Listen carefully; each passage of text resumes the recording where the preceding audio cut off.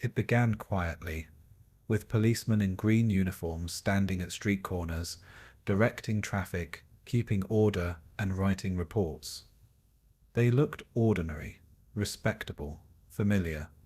But behind those polished boots and calm expressions hid one of the most chilling transformations in human history. The Ordnungspolizei, the order police of Nazi Germany, began as guardians of public safety and became instruments of systematic terror.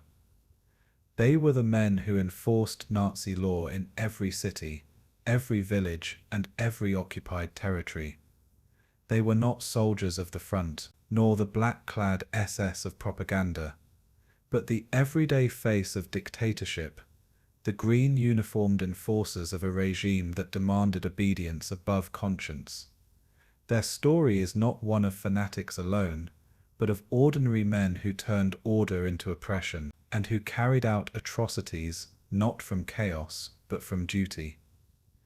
This is the story of the Ordnungspolizei, the green uniforms of the Reich, the silent engine of control that kept the machinery of tyranny running from Berlin to the farthest corners of occupied Europe.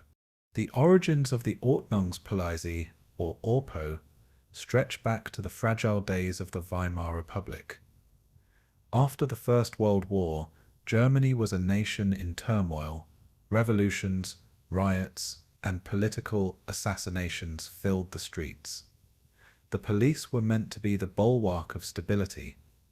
But when Hitler rose to power in 1933, the entire notion of law and order was twisted into something new. Under the direction of Heinrich Himmler, the Reichsführer SS, and his chief of police, Kurt Daluege, the German police were unified, militarized, and absorbed into the ideological framework of National Socialism. The line between law enforcement and dictatorship vanished. The ORPO was reborn as a national police force, no longer loyal to justice, but to the Führer. In their green-grey uniforms, these men became the eyes and fists of the Nazi state. They were not a paramilitary experiment, they were the state itself, weaponized. By the late 1930s, the Ordnungspolizei numbered over 300,000 men, organized into specialized branches, the Schutzpolizei, or uniformed police, patrolling cities, the Gendarmerie policing rural areas, and the Gemeindepolizei, handling local administration. Their insignia gleamed with eagles and oak leaves. Their oath swore allegiance not to law, but to Hitler personally. To the German public they represented normalcy, order amid transformation, a comforting sight in uncertain times. Yet beneath that facade, their mission was changing. As Germany roamed and prepared for war, the ORPO became an instrument not of protection, but of occupation. They trained for population control, deportation, and suppression. When the war began, they followed the army, not behind the lines, but with it wherever the Reich advanced. When German forces invaded Poland in 1939, the Ordnungspolizei arrived close behind, tasked with securing the rear, a phrase that would soon become synonymous with atrocity. Their orders were clear: maintain order, eliminate resistance, and implement racial policy. In practice, that meant rounding up Jews, communists, and suspected partisans. Entire Polish villages were terrorized under their watch. The same pattern repeated across the East as the Reich expanded. In Ukraine, Belarus, Lithuania, Latvia, and Russia. The men of the ORPO formed Einsatzgruppen-style killing detachments, often working alongside the SS and SD. In cities like Białystok, Riga, and Minsk, they herded Jewish families from their homes, forced them into ghettos, and participated directly in mass shootings. They guarded trains bound for concentration camps. They maintained the ghettos, enforced curfews, and executed reprisals. The uniform may have been green, but their duty was the same as that of the black-clad SS, to ensure the Nazi vision of racial purity through terror. What makes the story of the Ordnungspolizei so chilling is not only what they did but who they were. Unlike the SS, they were not volunteers in an elite corps of fanatics. They were career policemen, civil servants, family men. Many had joined the force long before the Nazis came to power. They believed they were maintaining order, fulfilling their roles as officers of the state. They followed regulations, filed reports, and saluted authority, and in doing so, they became accomplices to genocide. Their killing units, the police battalions, were made up of reservists, men too old for the front lines, too ordinary to fit the image of killers. Yet these battalions carried out some of the most horrific massacres of the war. In Babi Yar, Lublin, and Rovno, they shot thousands of men, women, and children, often face to face, often with mechanical repetition. They drank afterward, smoked, and returned to duty the next morning. Their crimes were not committed in frenzy, but in order, the efficiency of bureaucracy meeting the brutality of ideology. As the war dragged on, the Ordnungspolizei became an empire of enforcement. In occupied France and the Netherlands, they hunted resistance fighters and Jews.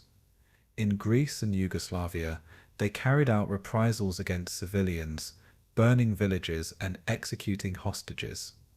In Germany itself, they enforced curfews, conscription, and the persecution of minorities. The green uniform came to represent fear, a quiet, administrative kind of terror. They were everywhere and nowhere, part of everyday life, yet complicit in the greatest crime of the century.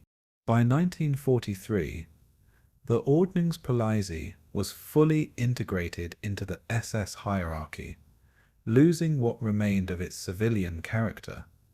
Its men continued to fight and die for a cause long since doomed. When the war ended in 1945, many ORPO officers shed their uniforms, claiming to have been mere policemen, men doing their jobs, unaware of the full extent of the horrors around them. But the archives told another story. Their signatures were on deportation lists. Their reports described actions that meant executions. Their battalions appeared in every corner of occupied Europe, where death followed German order. At the Nuremberg trials and subsequent proceedings, the SS was declared a criminal organization, and with it, the Ordnungspolizei's legacy was sealed in infamy. Yet, unlike the SS, the ORPO did not vanish overnight.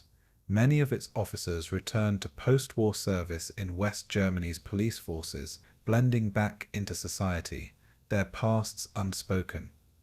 It would take decades before the full truth of their role emerged, the realization that genocide was not only carried out by ideologues and zealots, but by men who believed they were simply keeping the peace. The story of the Ordnungspolizei is a story without comfort, because it reminds us that tyranny does not always wear the face of the fanatic. Sometimes it wears the uniform of authority, the badge of law, and the calm voice of discipline. It is the story of how ordinary men became the machinery of extraordinary evil, not through passion, but through obedience. Tonight we return to the quiet horror of that uniform, to the streets they patrolled, the ghettos they guarded, and the orders they carried out in the name of order. This is the entire history of the Ordnungspolizei, the green uniforms of the Reich, the silent enforcers of Nazi rule, and the men who proved that the most terrifying weapon in a dictatorship is not the soldier, but the policeman. Before we begin, tell me, where in the world are you tuning in from, and what time is it for you tonight? The story begins in stillness, in a Europe that remembers silence before the storm.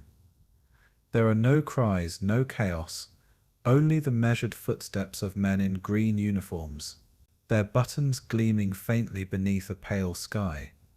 They were called the Ordnungspolizei, the Order Police, a name that promised safety, calm, and control.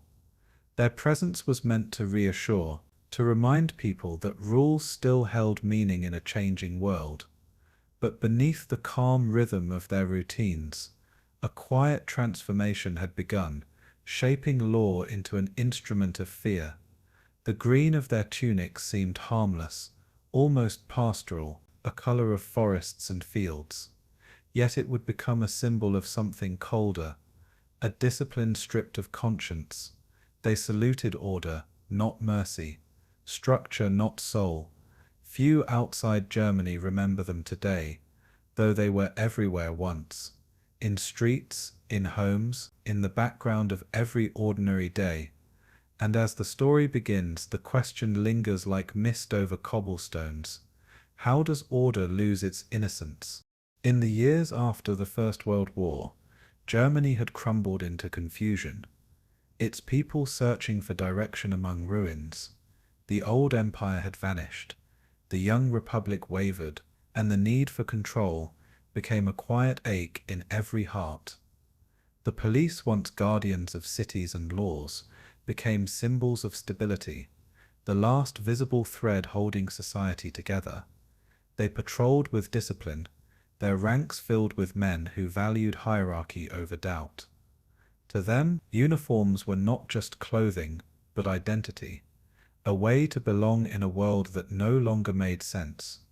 When the streets grew violent and politics turned cruel, many believed order alone could heal the nation's wounds. They obeyed orders, believing obedience itself was virtue. The calmness of their service hid an anxiety, the fear of chaos returning, the fear of weakness. From this fear, a new kind of order was born, one that would soon forget what it was meant to protect. The echo of that fear still whispers softly at the edge of memory. The rise of National Socialism offered an answer dressed in precision and ceremony. The new regime promised purpose to those who had once patrolled empty streets with weary hearts. It gathered the scattered local police forces into something larger, unified, efficient, unyielding. Their duties expanded, their authority deepened, their loyalty redirected. The green uniform became the face of the state itself, its fabric pressed into the shape of obedience. They were told they served the people, yet the definition of people was quietly rewritten. Discipline turned inward, narrowing, hardening. To follow the rule became a form of faith, and to question it a quiet betrayal. In this stillness of conviction, the seeds of cruelty found fertile ground, growing unnoticed in the shadow of duty. Their parades were orderly, their movements precise, their silence complete. To watch them was to witness a kind of beauty, a beauty of form, not feeling. They carried rifles and notebooks with equal care, blending military posture with bureaucratic calm. The air around them smelled of leather, polish, and ink, a mixture that suggested both command and control. Citizens watched them pass with quiet awe, grateful for the safety they seemed to promise. Yet beneath that calm, an invisible shift had already begun, subtle as the turning of wind before a storm. The purpose of their order had changed. Though no one had yet said it aloud, rules were now shaped to serve power, not protect life. And still they marched, believing the straightness of their lines proved the rightness of their cause. The rhythm of their boots became the pulse of a nation, learning to breathe in unison, even as its conscience grew quiet. In those early years, the work of the Ordnungspolizei still seemed familiar. They directed traffic, issued permits, and kept public order. They smiled at children, helped the lost, and stood guard outside schools. Nothing about them shouted menace. They blended into daily life like shadows that followed without notice. But the laws they enforced grew darker, the definitions of disorder broader. Step by step, The difference between protection and persecution blurred. Their notebooks began to fill with names that would one day vanish from records entirely. Each small act of obedience carried a weight unseen, like frost forming quietly on glass. By the time the cold became visible, it was already too late to melt. History, like ice, had sealed its pattern. The men who wore the green came from every corner of society: clerks, farmers, sons of schoolteachers. Most were not born to cruelty. They were taught it through silence and repetition. They believed in order as one believes in sunrise, natural, unquestioned, eternal. To disobey would have meant chaos, and chaos was the enemy they feared most. Their routines gave them comfort, their ranks gave them purpose. The uniform made them part of something larger than themselves, something that felt safe in its symmetry. Yet safety built on fear is fragile, and obedience built on fear can shatter with a single command. Still they continued, certain that structure was salvation. And so the very idea of order, once meant to protect, began to devour its meaning, quietly like rust beneath paint. Beneath that quiet devotion, something irreversible was taking shape. Few noticed when morality slipped quietly from the language of command. Words like duty and cleanliness replaced justice and mercy. Regulations multiplied, each colder than the last, written in the language of efficiency. To the outside world, Germany appeared stable again, disciplined, productive, organized. But the stillness was deceptive, the kind that hides motion beneath the surface. The green uniforms now served not the people, but the state's will, enforced, without hesitation. They became the silent bridge between ideology and everyday life, where cruelty could wear a smile and salute. Order had become an end in itself, an idol built from ink and precision. And like all idols, it demanded quiet worship. The line between peace and submission faded into one seamless rhythm of control. Years later, historians would trace their steps across maps and archives, searching for where the turning began. But the truth is quieter than records can capture. It began not in one order or one moment, but in countless small acceptances, a signature, a salute, a silence. In those moments, men mistook law for morality and duty for virtue. The Ordnungspolizei became the steady hand of a system that no longer asked why, only how. Yet within their calmness lies a warning still worth listening to. For order, when worshipped without question, becomes its own form of chaos, and the sound of obedience, when multiplied enough, can drown out the human heart. The green uniforms stood immaculate, but the souls within them were quietly fading. So begins their story, not in violence, but in silence. And in that silence, history takes its first breath, calm, rhythmic, deceivingly gentle. The Ordnungspolizei will move from city streets to occupied lands, from the keeper of peace to the hand of tyranny. But for now, the story remains soft, still at the threshold of transformation. The world has not yet heard the echo of their footsteps beyond their borders. The light in their polished buttons still catches the morning sun, bright and untainted. For those who watch them pass, there is still comfort in their presence. Yet beneath that comfort, history waits, patient, unseen, inevitable. The story of the green uniforms is only beginning, its calm surface hiding depths yet unspoken. And as this first chapter ends, the whisper of order lingers softly in the air, steady, serene, and slowly darkening. The story of the green uniforms begins long before the green itself was ever worn. In the final years of the German Empire, policing was not yet the vast centralized force it would later become, but a patchwork of traditions bound by pride and obedience. Officers served their towns and kings with the same devotion soldiers showed to their regiments. Their uniforms were blue or grey, their helmets polished, their gestures sharp. Theirs was a world of certainty, every man in his place, every command unquestioned.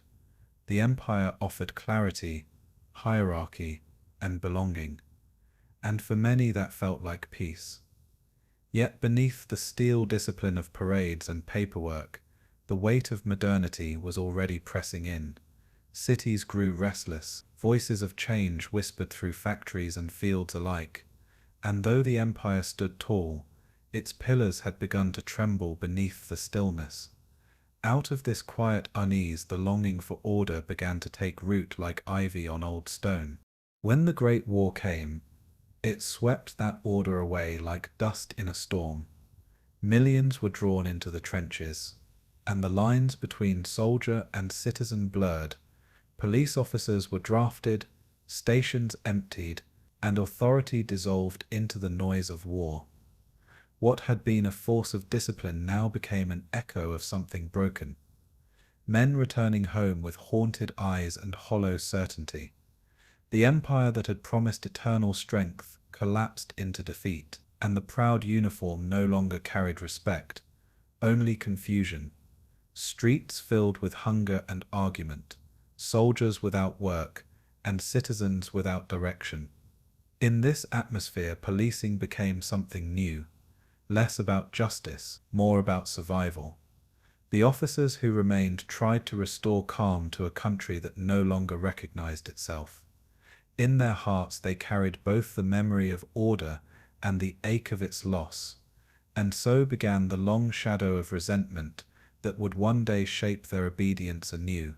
The Weimar Republic rose from the ruins of the empire, its banners bright with promises of freedom and democracy. But freedom can feel uncertain to those who once found comfort in hierarchy. The new constitution granted rights and voices, yet the streets seemed to grow louder with every passing year. Protests, strikes, and whispered revolutions made the air uneasy. For the police, this noise was not a sign of progress, but of chaos. A chaos they believed only discipline could cure. Many officers who had served the Kaiser remained in their posts, their loyalties quietly anchored to the past. They looked at the fragile democracy with skepticism, longing for a steadier hand to guide it. To them, law was not meant to bend with politics. It was meant to command. Between the ideals of liberty and the instinct for control, a silent struggle began to shape the heart of German policing. And within that struggle, the seeds of future obedience quietly waited to bloom. The early years of Weimar were years of both hope and hunger. Inflation stripped savings to nothing, and the value of a loaf of bread could change between morning and night. People carried money in sacks and came home empty-handed. In such a world, order seemed not just desirable, but necessary for survival. The police became the thin line between the desperate and the stable, between fear and the faint memory of peace. They stood in uniform, still bearing imperial insignia, symbols of a past that refused to fade. Some citizens despised them, others depended on them, but all watched them as symbols of authority, in a time when authority meant safety. To wear the uniform was to hold power in a powerless age. Yet that power was fragile, resting on the trembling foundation of a nation unsure of what it wanted to be. Out of this fragility, the longing for a firmer, simpler world only deepened. In the years that followed, the police found themselves not just enforcers of law, but guardians of ideology. Political street fights, communist uprisings, and right-wing marches turned German cities into battlegrounds of belief. The officers in green-grey coats were told to preserve peace, yet peace itself had taken sides. Many began to see the Republic as weak, its leaders as uncertain, its ideals as luxuries the nation could no longer afford. Their loyalty, once given to the empire, drifted toward anyone who promised strength. In the quiet corridors of police stations, conversations shifted from duty to destiny. Obedience became a shield against doubt, discipline a refuge from the noise of politics. For every officer who upheld the new democratic laws, another longed for the clear lines of the old world. And as those longings deepened, the concept of order began to harden once again, not as justice, but as control. The rhythm of that hardening was steady, soft, and relentless.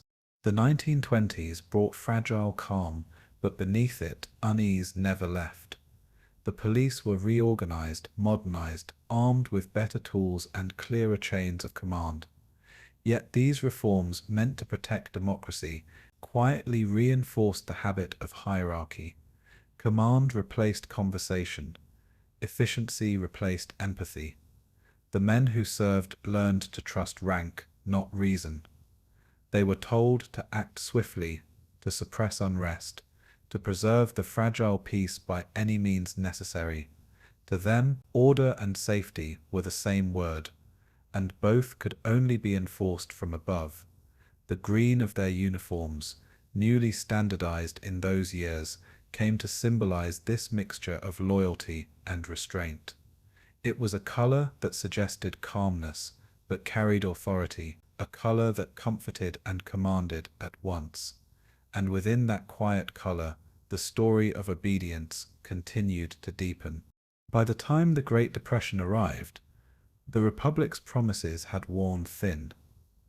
Unemployment spread like cold air, and with it came anger and despair.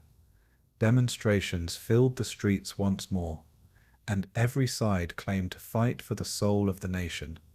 For the police, the task was exhausting, holding a crumbling balance between hungry citizens and hostile politics. They restored order again and again, yet order no longer meant harmony, it meant control. Every baton raised, every arrest made, felt like another brick laid in a wall of resentment. Many officers began to believe the Republic could not last, that only authority, true unwavering authority, could rescue Germany. They waited for that authority to return, not knowing whose face it would wear when it did. The longing for stability had become its own quiet obsession, whispering that peace without power was an illusion, and the whisper would soon be answered. When Adolf Hitler rose to prominence, his words reached the ears of many who wore the uniform. He spoke not of democracy or compromise, but of strength, unity, and national renewal. To those weary of confusion, the promise sounded like music, a return to clarity, to discipline, to purpose. The old instincts stirred again, the faith in hierarchy, the comfort in command. Many police officers saw in the new regime a reflection of the old empire, reborn with sharper edges. The republic they had served without love was fading, and something stronger was emerging in its place. The lines of obedience were redrawn, this time pointing upward toward a single will. The longing that had begun in defeat now found its master, and as the green uniforms stood once more in perfect ranks, history quietly prepared to move from order to domination. The air itself seemed to hold its breath, waiting for what would come next. In the calm, after so many storms, a new kind of silence settled across Germany, the silence before a different kind of order. The Ordnungspolizei would soon rise from this silence, inheriting the discipline of the empire and the disillusionment of the republic. They would promise peace and deliver control, believing they served something higher than themselves. The roots of their obedience had already grown deep, nourished by years of uncertainty and fear. What began as loyalty had become habit. What began as service had become surrender. And so the story drifts onward from the wounds of the past into the shadow of what comes next. The Republic fades like a breath in winter air, leaving behind the cold clarity of purpose. Soon the green uniforms will return, polished, proud, and unyielding, and the quiet rhythm of order will begin to quicken, softly leading into the next chapter of their story. By the mid-1930s, Germany no longer felt like the uncertain republic it had once been. The old flags were gone, the symbols changed, and the air carried a new rhythm, sharp, deliberate, unyielding.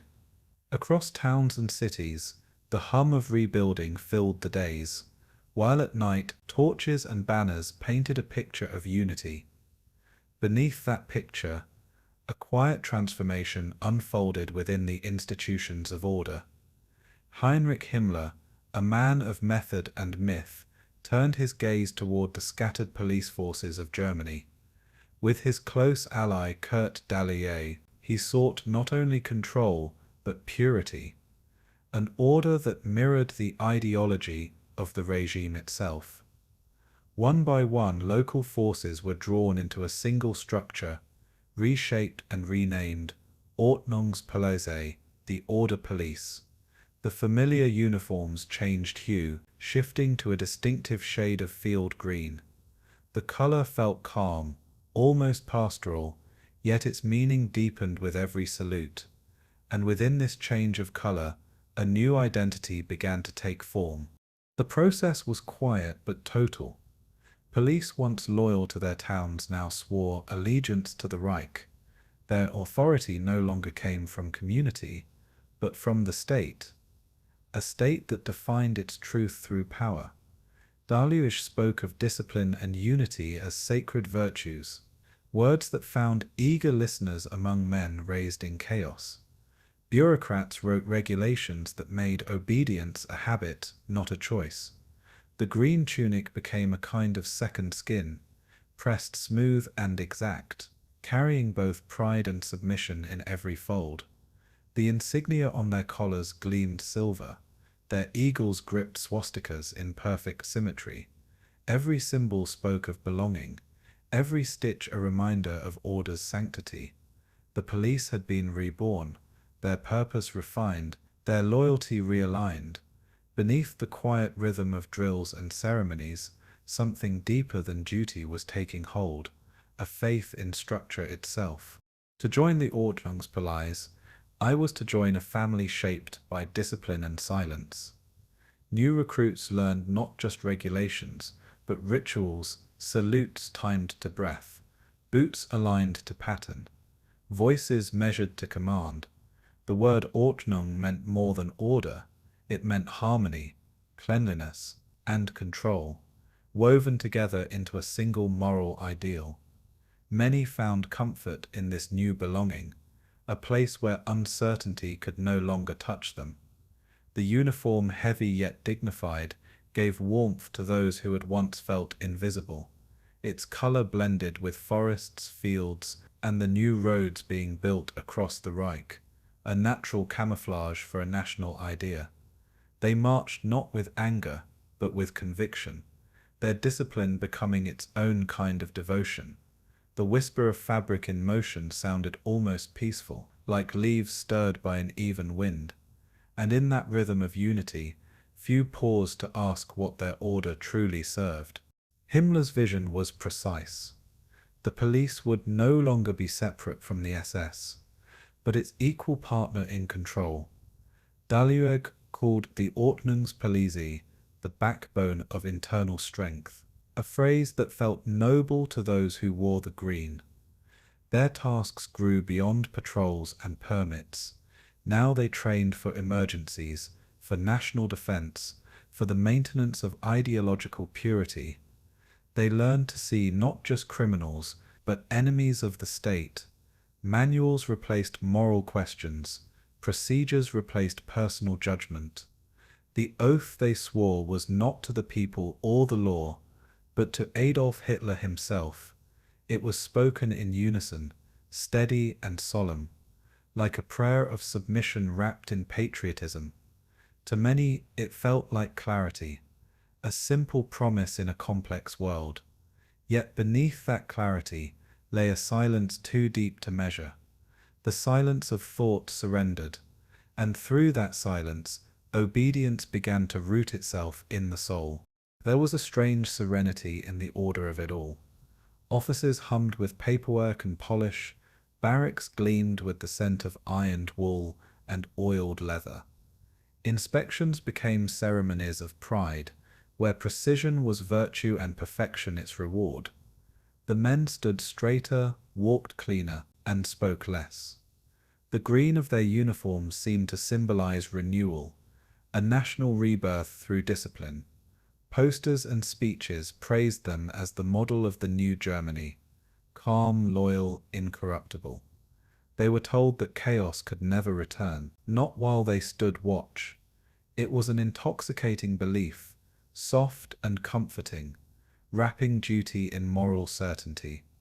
Pride whispered through the ranks, blurring the line between conscience and command. And as that pride deepened, the question faded from their minds: was this loyalty or simply surrender, dressed in green? Outside the stations and parade grounds, ordinary people learned to recognize the new symbols of order. The sight of the green uniform came to mean authority unquestioned, a reassuring presence for some, a quiet warning for others. Children saluted as they passed. Shopkeepers straightened their backs. The nervous learned to speak softly. The police became the visible face of the state. Their calmness both admired and feared. They carried notebooks more often than weapons, yet the silence of their gaze could silence a crowd. Reports were written, arrests made, and all of it recorded in the smooth rhythm of administrative perfection. The violence of the past seemed far away. Now cruelty hid behind forms and signatures. The efficiency felt humane, even elegant, to those within it. Yet the more perfect the order became, the less room there was for mercy, and under that still perfection, the machinery of ideology turned unseen. Within the Ordnungspolizei, distinction and hierarchy were everywhere. Silver cords marked officers, black cuffs marked authority, and green itself became a color of quiet separation from the masses. The higher one rose, the more abstract the work became. Reports, transfers, reorganizations, policies, the words were clean, the tone detached, and the consequences far away. To be promoted was to move farther from the street and closer to power, where conscience thinned like air at altitude. Daluege encouraged pride in precision. Himmler demanded faith in purity. Between the two, the Ordnungspolizei became both a profession and a creed. They saw themselves as guardians of civilization, preserving calm in a world they believed was always at risk of disorder. And in that belief, the first shadow of danger began to lengthen, quiet and unseen, across the polished floors of their stations. By 1938, the transformation was complete.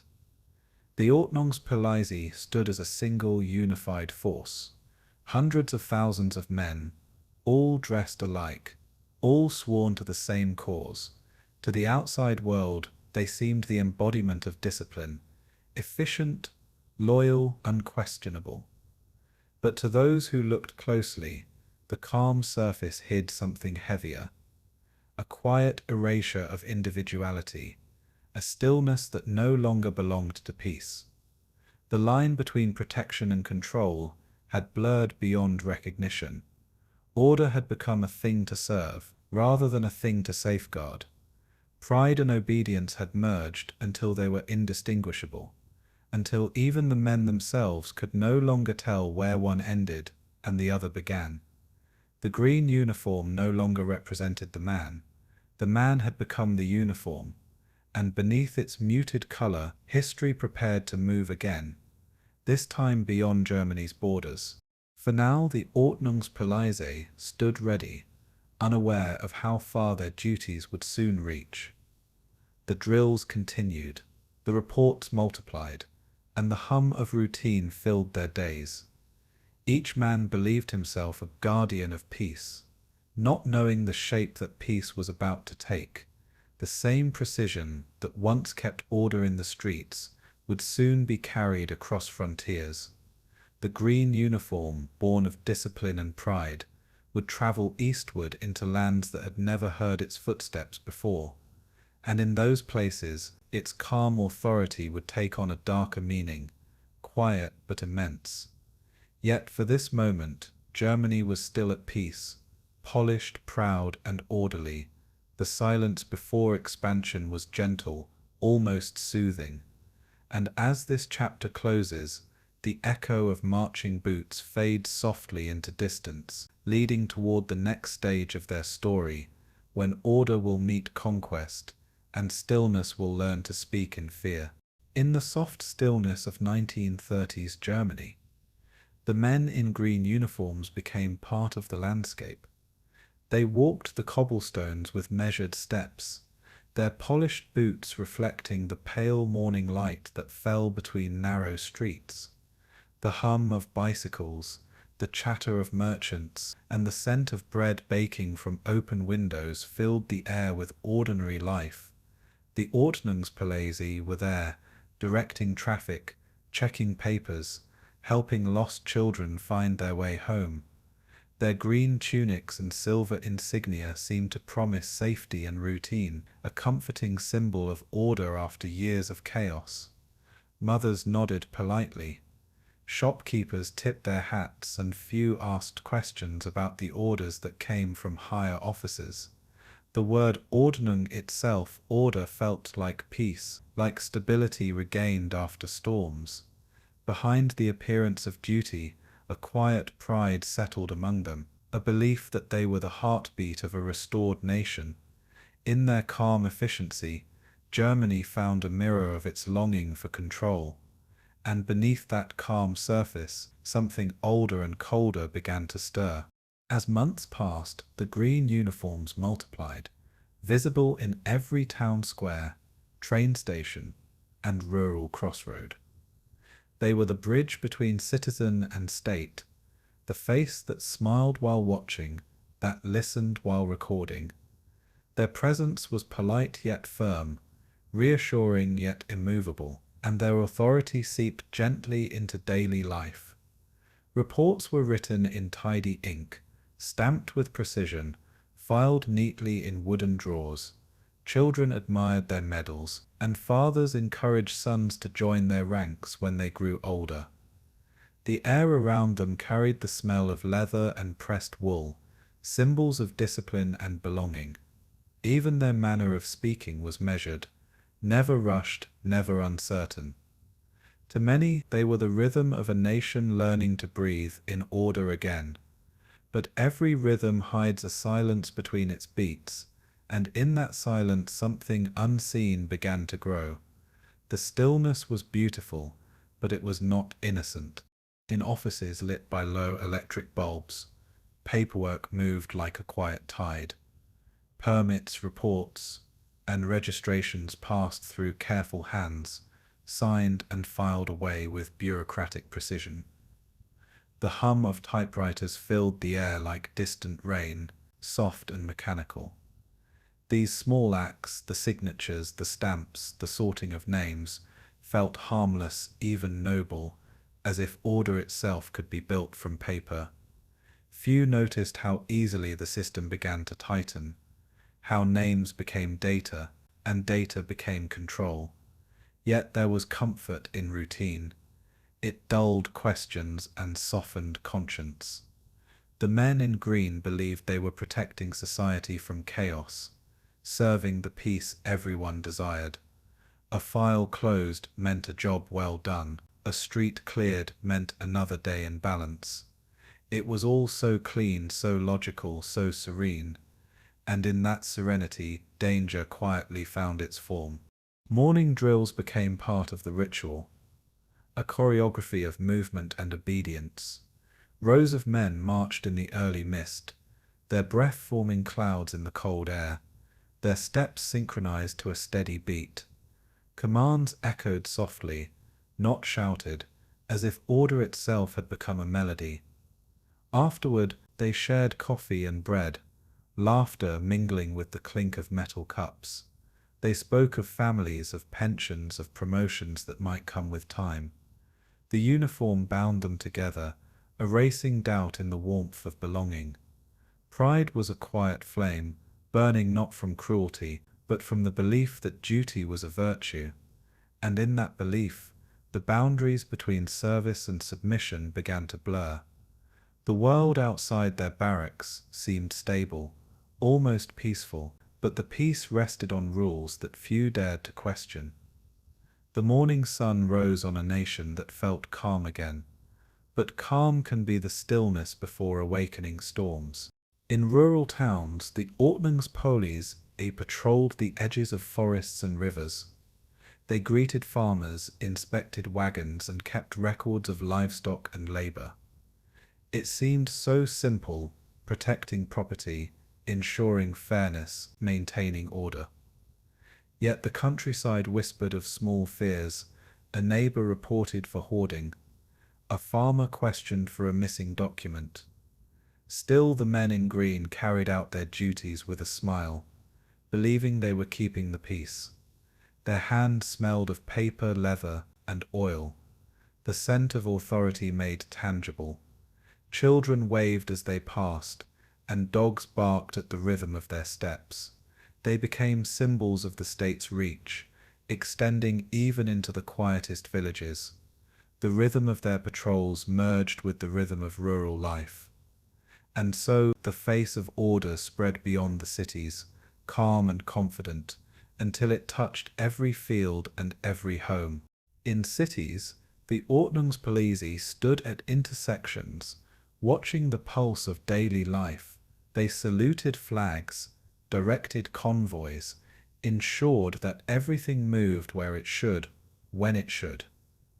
The people had grown used to their presence, an invisible comfort, like a clock ticking reliably in the background. Posters adorned the walls, speaking of unity, cleanliness, discipline.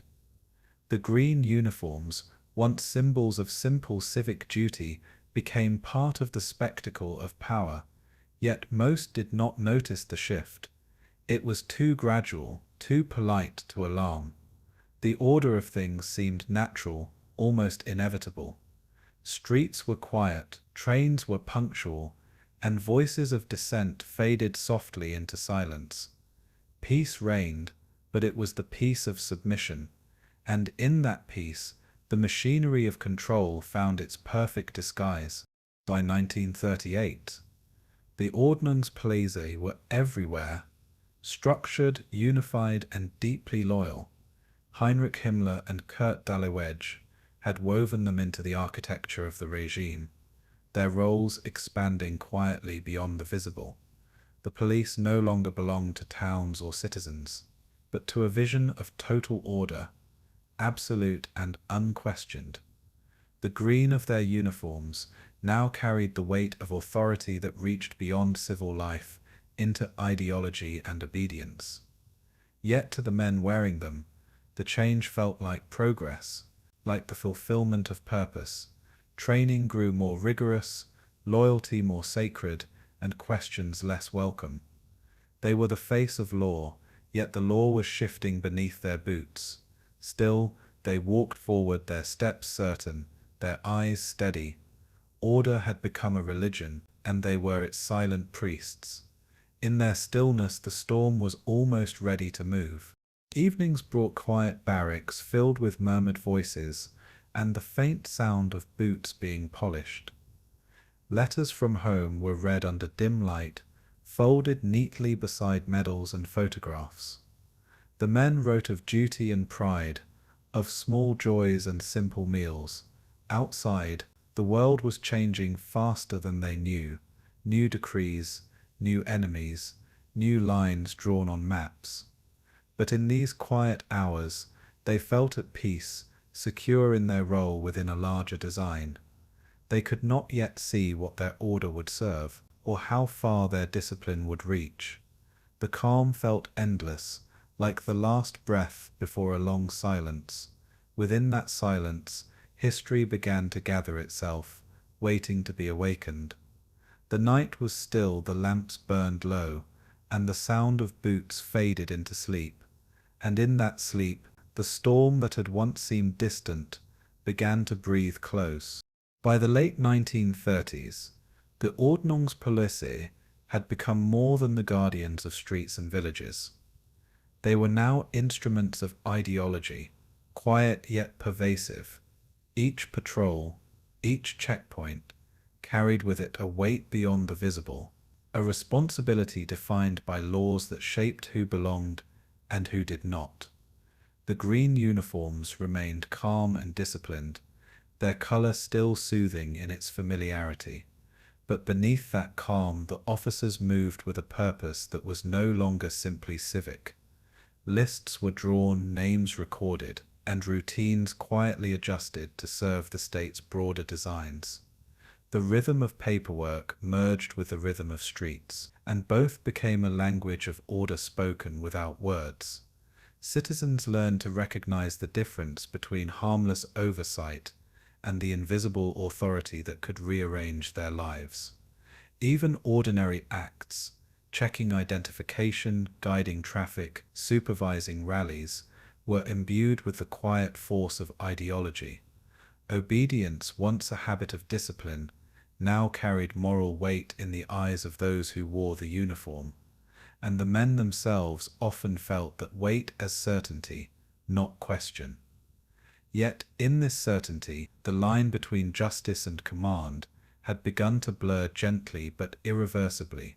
Racial laws were quietly woven into the daily work of the Ordnungspolizei. Identification checks and registration forms now included new categories, distinctions drawn carefully and deliberately.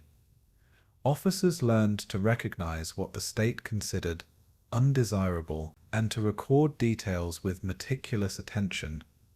The act of cataloging became a quiet duty, a ritual of order extended into the lives of citizens. To those who performed it, the work felt precise, almost administrative, a task of numbers and letters, rather than of hearts and minds. Names were stamped and filed. Permits were granted or denied, according to rules whose logic seemed complete. In this system, morality softened into procedure, replaced by a methodical devotion to process.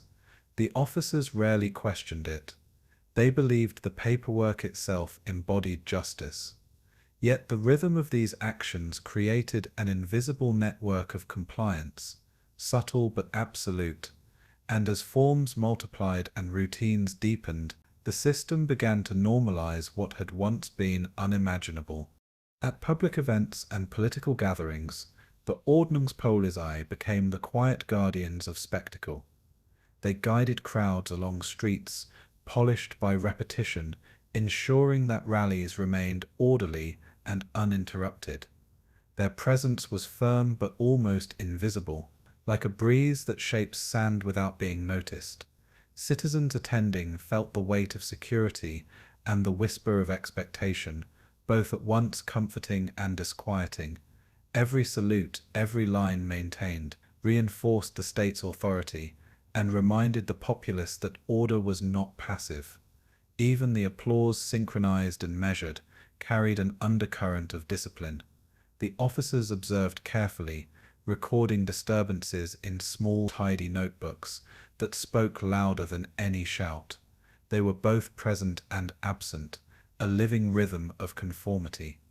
In their stillness, the ideology they served moved quietly, shaping behavior without overt demand. And in that quiet shaping, the boundaries of daily life subtly shifted toward control. Patrols in neighborhoods took on new meanings as well. Officers walked familiar streets with familiar faces, yet their duties now included monitoring adherence to rules that extended beyond law into identity. They noted absences, cross-checked records, and observed routines with unwavering attention. The mundane, shopping, traveling, visiting friends, became part of an intricate network of oversight. The men in green moved politely, with hands resting lightly on their belts, voices calm and measured. Their presence suggested protection, yet it also carried the quiet authority of evaluation. Citizens adapted, learning to anticipate what would be observed and how behavior would be interpreted. Compliance became a rhythm of life, as natural as breathing in and out, soft and unremarkable. The officers themselves often felt only that they were keeping peace, unaware of the full extent of the system they supported. And in the calm of these routines, the machinery of ideological order continued to gather strength. Even the language of bureaucracy reinforced obedience. Reports were written in neutral terms, numbers and codes replacing the ambiguity of human judgment. The process of recording, filing, and transmitting information became a kind of quiet devotion, a ritual of precision that disguised its consequences. Politeness and thoroughness marked every entry, every signature, every checkmark. It was a rhythm that required no violence to be effective, a melody of administration that bound society with invisible threads.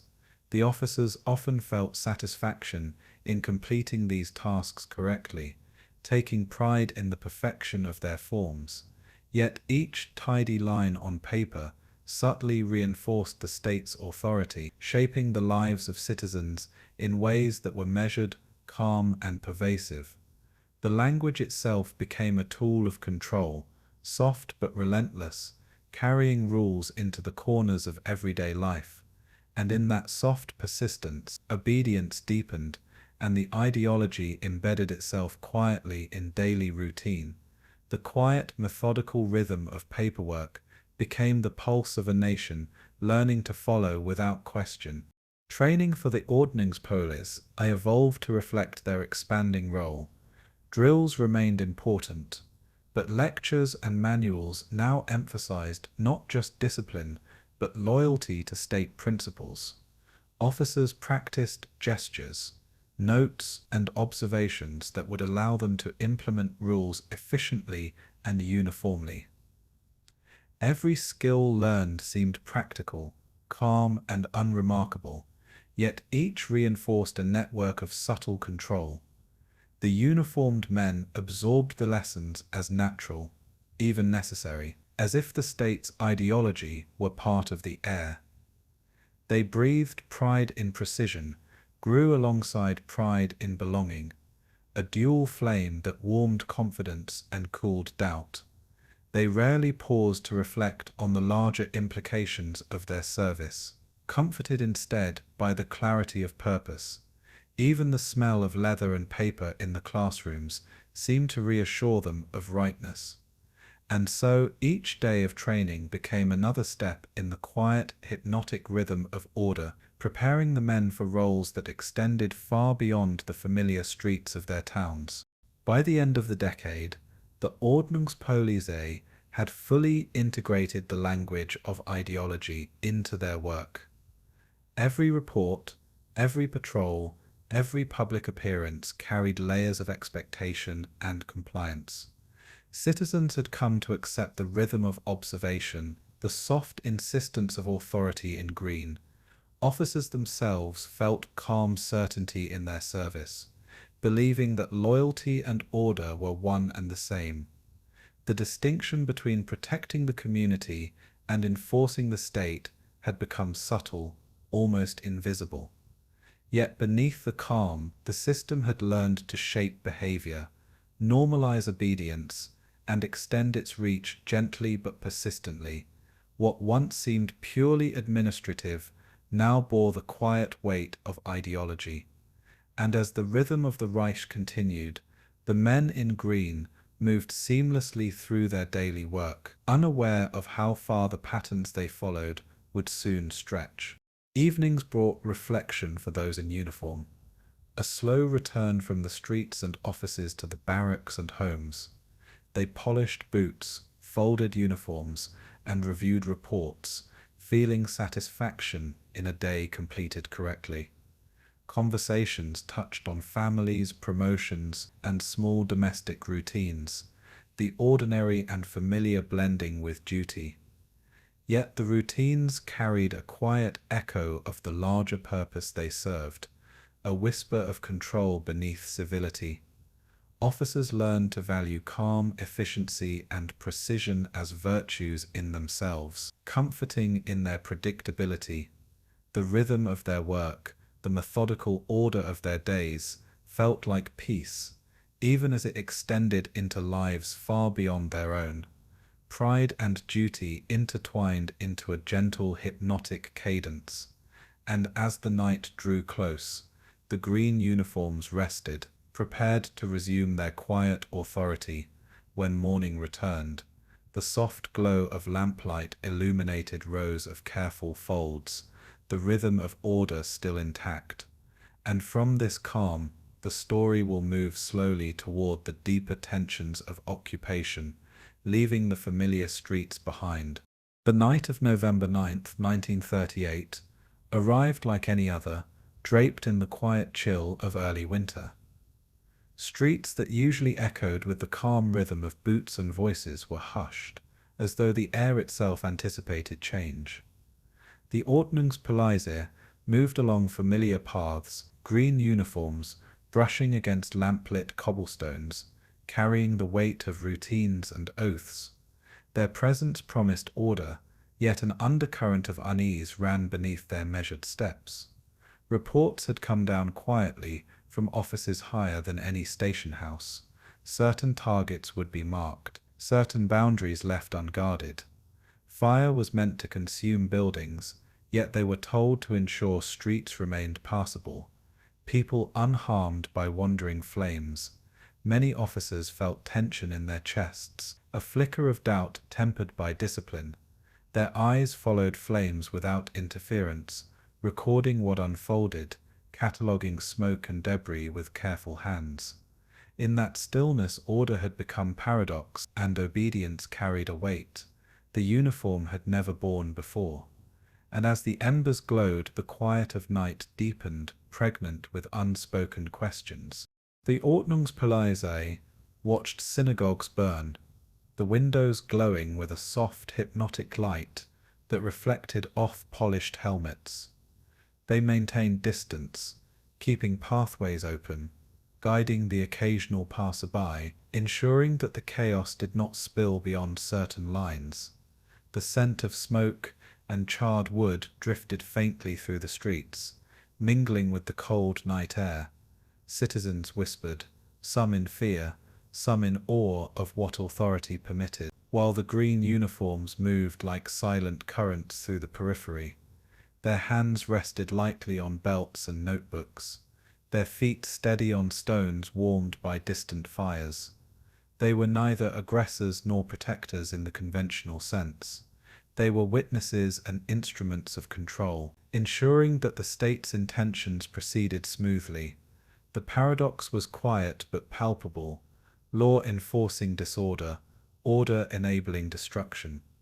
Inside that calm, each officer carried a small invisible weight, questions unspoken, morality softened into procedure, and yet they marched onward, the rhythm of obedience, uninterrupted by reflection. By the time the embers cooled, the uniform had absorbed the echo of fire without a word. Routines carried forward despite the flames. Patrols continued along streets, now glowing faintly with reflected light, guiding late travelers and noting details in silent notebooks. Every movement was deliberate, precise, as if the officers themselves were instruments of calm amid the tremors of destruction. The city breathed differently that night, a mixture of awe, fear, and the subtle hum of power exercised without resistance.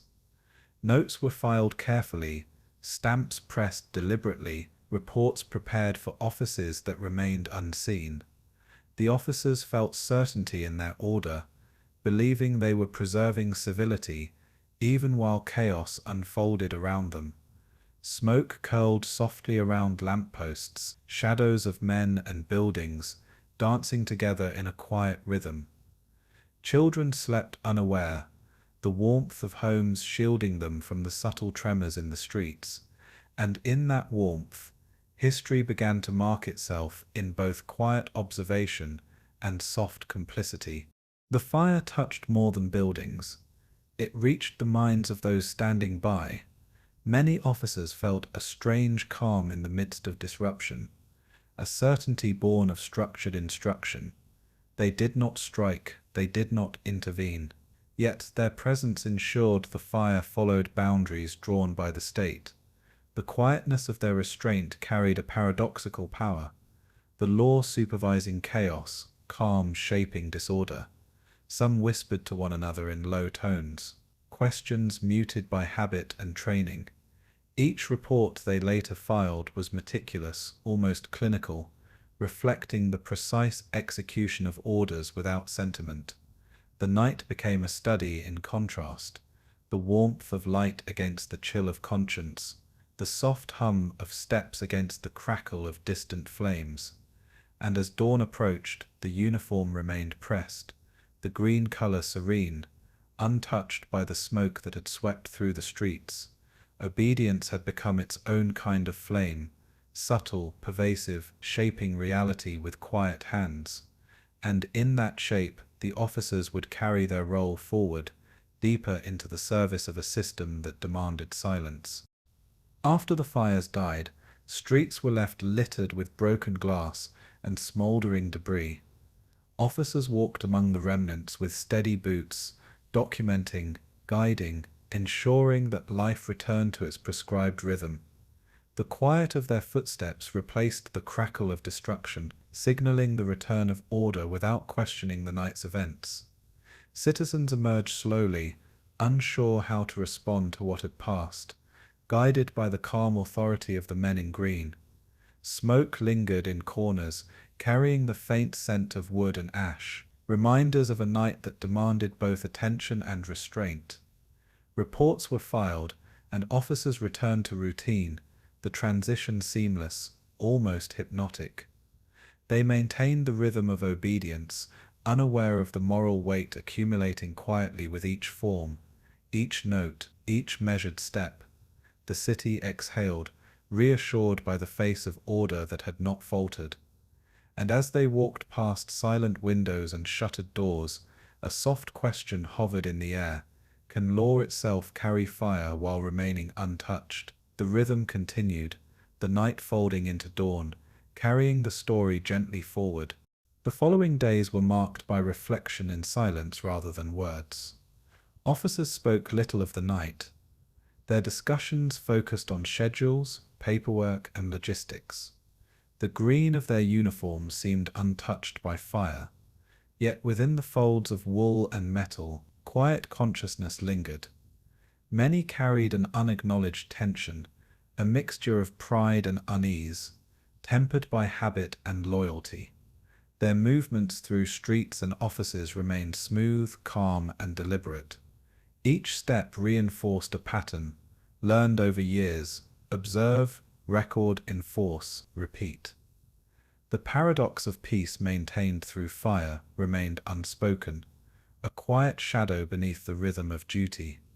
The air smelled faintly of ash and polished leather, a strange mixture of destruction and discipline. And in that mixture, history whispered softly, marking obedience with subtle complexity. The men continued their routines, serene, measured, carrying the calm rhythm forward. Even in training sessions after the events, the officers were reminded to uphold order and follow directives without hesitation. Lessons focused on precision, clarity, and loyalty. The memory of fire woven subtly into exercises without overt mention. Drill commands became more deliberate, report forms more detailed, each instruction a gentle reinforcement of hierarchy. The green uniform retained its calm allure, the color signaling stability even as past events resonated silently beneath the fabric. Each officer internalized a quiet rhythm, action without reflection, duty without pause. The city itself seemed to breathe in response.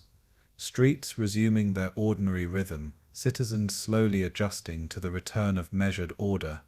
The contrast between chaos and calm became a lesson in subtlety, an invisible curriculum in obedience. And in the gentle folding of each day into night, the system learned its quiet power. Each officer felt a steady pulse beneath their routines, a rhythm that carried them forward into new challenges. By the end of November, the Ordnungspolizei had embedded the lessons of fire into the cadence of their work. Synagogues repaired, streets swept, debris removed, all became part of the natural rhythm of civic life. Yet beneath the calm of reconstruction, the paradox remained: order had facilitated disorder, authority had supervised destruction, obedience had overseen chaos. Officers felt the weight of history lightly, almost imperceptibly, as part of their uniforms rather than their conscience. The rhythm of their presence carried both reassurance and subtle warning, shaping lives through quiet authority. Citizens adapted, learning the boundaries of behavior without confrontation. The scent of polished boots, inked forms, and distant smoke lingered in the air like a faint echo. And in that echo, the system revealed the quiet power of normalization, of small steps accumulating into vast consequence. Each day's work, each note recorded, built the invisible scaffolding of obedience. And the rhythm continued, unbroken, gently leading toward the next stage of expansion. The night settled once more over the city, calm and reflective, carrying the faint warmth of a sun about to rise. Officers in green returned to barracks, boots polished, uniforms pressed, notebooks organized with care. Their minds absorbed the lessons of order, the quiet authority exercised in the shadow of fire, without words or debate. Even as the world outside recovered, they remained steady, the rhythm of obedience guiding their sleep. There was comfort in routine, reassurance in measured steps, and the soft glow of lamps, marking the passage of time. The paradox of law and chaos lingered in thought, subtle and unspoken. In the calm, the pulse of authority continued, quiet yet persistent, shaping the landscape of daily life. And as the city inhaled deeply, the quiet story of the green uniforms pressed forward, carrying with it the weight of duty and the fire of silent complicity. The night was still, and yet the rhythm of history moved gently onward. In September 1939, the rhythm of German streets was replaced by the slow pulse of preparation. Trains carrying green uniformed men rumbled through forests and fields, their steady clatter a measured drumbeat to accompany reflection and anticipation. Soldiers and police shared quiet conversations, folded maps, and small packs of provisions, the air filled with the smell of leather, wool, and faint engine smoke. They spoke of duty, of order, of serving the Reich, and their voices carried certainty rather than fear. Yet beyond the rails, the landscape seemed to hold a different kind of calm, a silence that had not yet been broken by the machinery of war.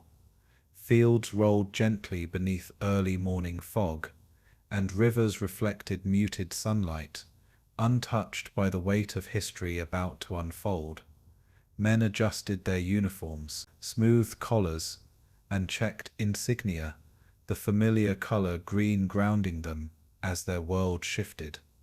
In their eyes there was purpose, a calm conviction that they were instruments of law and order, and beneath that conviction lay the quiet tension of stepping into a world unfamiliar, yet meticulously mapped by command. The rhythm of marching, of movement had begun.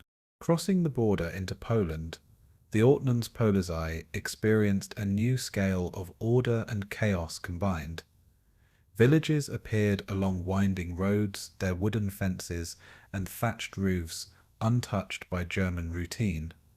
Men in green were instructed to establish control, to maintain streets, to monitor populations, and to assist military units in ways both visible and discreet. Children ran alongside fields, peasants tended to their animals, and life carried the soft cadence of everyday labor. Yet behind the gentle rhythm of rural life, instructions carried the weight of ideology and expectation.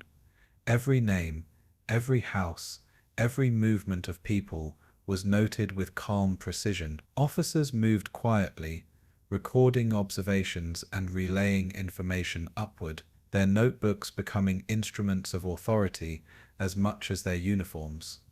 Pride and obedience flowed together in their steps, guiding them through spaces that were foreign yet oddly ordinary. And as they walked through these villages, the line between civil duty and enforcement began to blur. The air smelled of earth, smoke, and distant industry, a quiet prelude to the days ahead. Encounters with military units added a new cadence to the Ordnungspolizei's work. Orders flowed like soft currents, and their green presence became part of a broader rhythm of occupation. Soldiers, boots polished and rifles slung, nodded respectfully to officers in green, as if acknowledging a shared purpose. The men in police tunics moved among them with calm authority, directing, observing, and recording with an almost hypnotic steadiness. Their tasks were methodical checkpoints, registration of property, guiding displaced populations, and ensuring the streets remained navigable.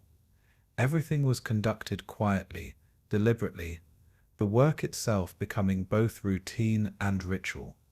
There was a strange serenity in the precision, a hypnotic satisfaction in the efficiency of movements. Yet the orders also carried the weight of consequences, subtle and pervasive, felt but rarely questioned. The air hummed with anticipation, as if the earth itself recognized the disciplined rhythm of boots on soil, and in that hum the men internalized their roles, steadying themselves for what lay further east. Encounters with locals were delicate exercises in control and observation. Men, women, and children greeted officers with tentative smiles, wary gestures, and whispered questions. The Ordnungspolizei responded with calm politeness, guiding movement, checking papers, and ensuring that the rhythm of occupation flowed smoothly. Even as they smiled and nodded, the officers felt the tension of presence and authority mingling with uncertainty. The villages appeared peaceful, yet there was a quiet understanding that the uniform carried weight beyond immediate comprehension. Every gesture, every note, every step was recorded in the steady rhythm of duty. Their presence reassured some, unsettled others, and left few untouched by the subtle power of law applied from afar. Pride in order and obedience to routine carried the men forward, softening doubt with repetition. And as dusk fell, the streets quieted, leaving only the hum of distant activity and the steady pulse of uniformed steps. Night arrived gently, a pause in motion before the rhythm resumed.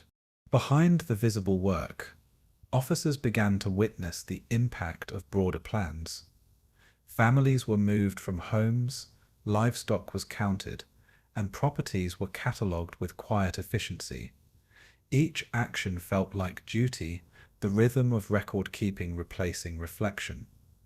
The Ordnungspolizei's eyes followed the patterns, noting the movement of people, the compliance of structures, and the soft stirrings of life adjusted by authority. The green of the uniforms blended with forests and fields, almost part of the natural backdrop, yet distinct enough to carry significance. Men felt calm in repetition, certain that each signature, each observation, each command preserved order, and yet the contrast between peace and intervention created a quiet tension, a rhythm that was both hypnotic and unsettling. Every day folded neatly into the next, the routine of patrols and observation unbroken. The officers' movements became part of the landscape itself, part of the cadence of life reshaped under careful watch, and beneath the measured steps, the transformation of law into instrument continued quietly. In quiet moments, officers reflected on their service and purpose, sitting on benches outside barracks, writing notes, adjusting belts, or sharing bread. They considered themselves guardians of order. The sun warmed their shoulders, the wind stirred leaves and dust, and the world felt alive yet steady beneath their watch. They believed they were preserving peace, ensuring calm and enforcing routine, even as the rhythm of control extended into every home and street. Each signature, each inspection, each silent observation was a mark of their devotion to duty. Their minds carried both comfort and unease, yet the familiar green of the uniform anchored them. Pride in precision and faith in command became intertwined, each reinforcing the other softly, like the gentle beat of a drum. And as the evening light faded, the quiet harmony of obedience seemed to settle over villages and fields alike. The day's rhythm slowed, but its pulse remained, guiding thoughts and steps into the night. And as night deepened, the men rested, prepared for the march to continue with the morning. By the second week of occupation, the Ordnungspolizei had settled into the rhythm of Eastward enforcement. Streets, markets, and town squares carried the echo of measured boots, the soft turning of pages, the quiet authority of green. Their actions became a hypnotic blend of efficiency and presence, blending visibility with restraint. Citizens adapted their movements to the rhythm of authority, learning the subtle cues of compliance. Officers rarely reflected aloud, yet the weight of their role pressed gently on every gesture, every note, every step. The combination of pride, routine, and order created a hypnotic flow, almost peaceful in its precision. Fields and villages seemed unchanged, yet the subtle patterns of control moved quietly through them. And within that rhythm, the men became not just enforcers of law, but instruments of a system far larger than themselves. Each day, the march continued, measured and deliberate, carrying them deeper into unfamiliar territory. And as dawn broke over quiet fields, the pulse of the Ordnungspolizei carried forward, steady and inevitable. The transformation was complete. Men who had once patrolled quiet streets at home now moved with certainty across foreign lands. Their green uniforms, polished and familiar, became symbols of authority beyond German borders. The rhythm of their steps, the gentle cadence of observation, the soft rustle of paper in their hands, all reinforced the hypnotic certainty of purpose. Yet beneath the surface, the quiet tension of what they witnessed and enforced lingered like an unspoken note. Their faces revealed calm, even contentment, but their minds carried the invisible weight of deeds executed without question. The sun rose on another day of movement, of patrol, of routine, each step a continuation of service and obedience. And as they advanced further east, the rhythm of their march wove seamlessly into the fabric of landscapes, and lives transformed under quiet authority. Each village, each street, each field became part of a vast network of order, measured, controlled, and relentless. And in that network, the green uniforms continued their slow, hypnotic journey, carrying forward both discipline and destiny. In the territories beyond the front lines, the Ordnungspolizei operated with a quiet, methodical rhythm that belied the chaos surrounding them. Villages and towns bore the marks of occupation, not always visible at first glance, but sensed in the hush of streets and the wary glances of residents. Officers moved with precision, uniforms crisp, boots polished, notebooks and pens always at hand. Orders came from higher command, and every action was recorded with meticulous care, the language of reports calm and exact. In these written pages, the routines of enforcement appeared almost administrative, the rhythm of signatures and stamps soft and hypnotic. Yet beyond the paper, lives were shifting, displaced, or disappearing under the invisible hand of authority. The air smelled of damp earth smoke and the faint tang of iron, reminders of distant work beyond the towns. Witnesses remembered small details, a measured gesture, a whispered command, a glance exchanged in silence. Each observation carried weight, yet the uniformed men seemed only intent on order, and in that rhythm the unseen consequences grew quietly, steadily, like tides rising beneath calm waters. The police battalions operated in groups that moved like gentle currents across the landscape. Their presence was calm but pervasive, soft boots on hard roads, voices measured and deliberate.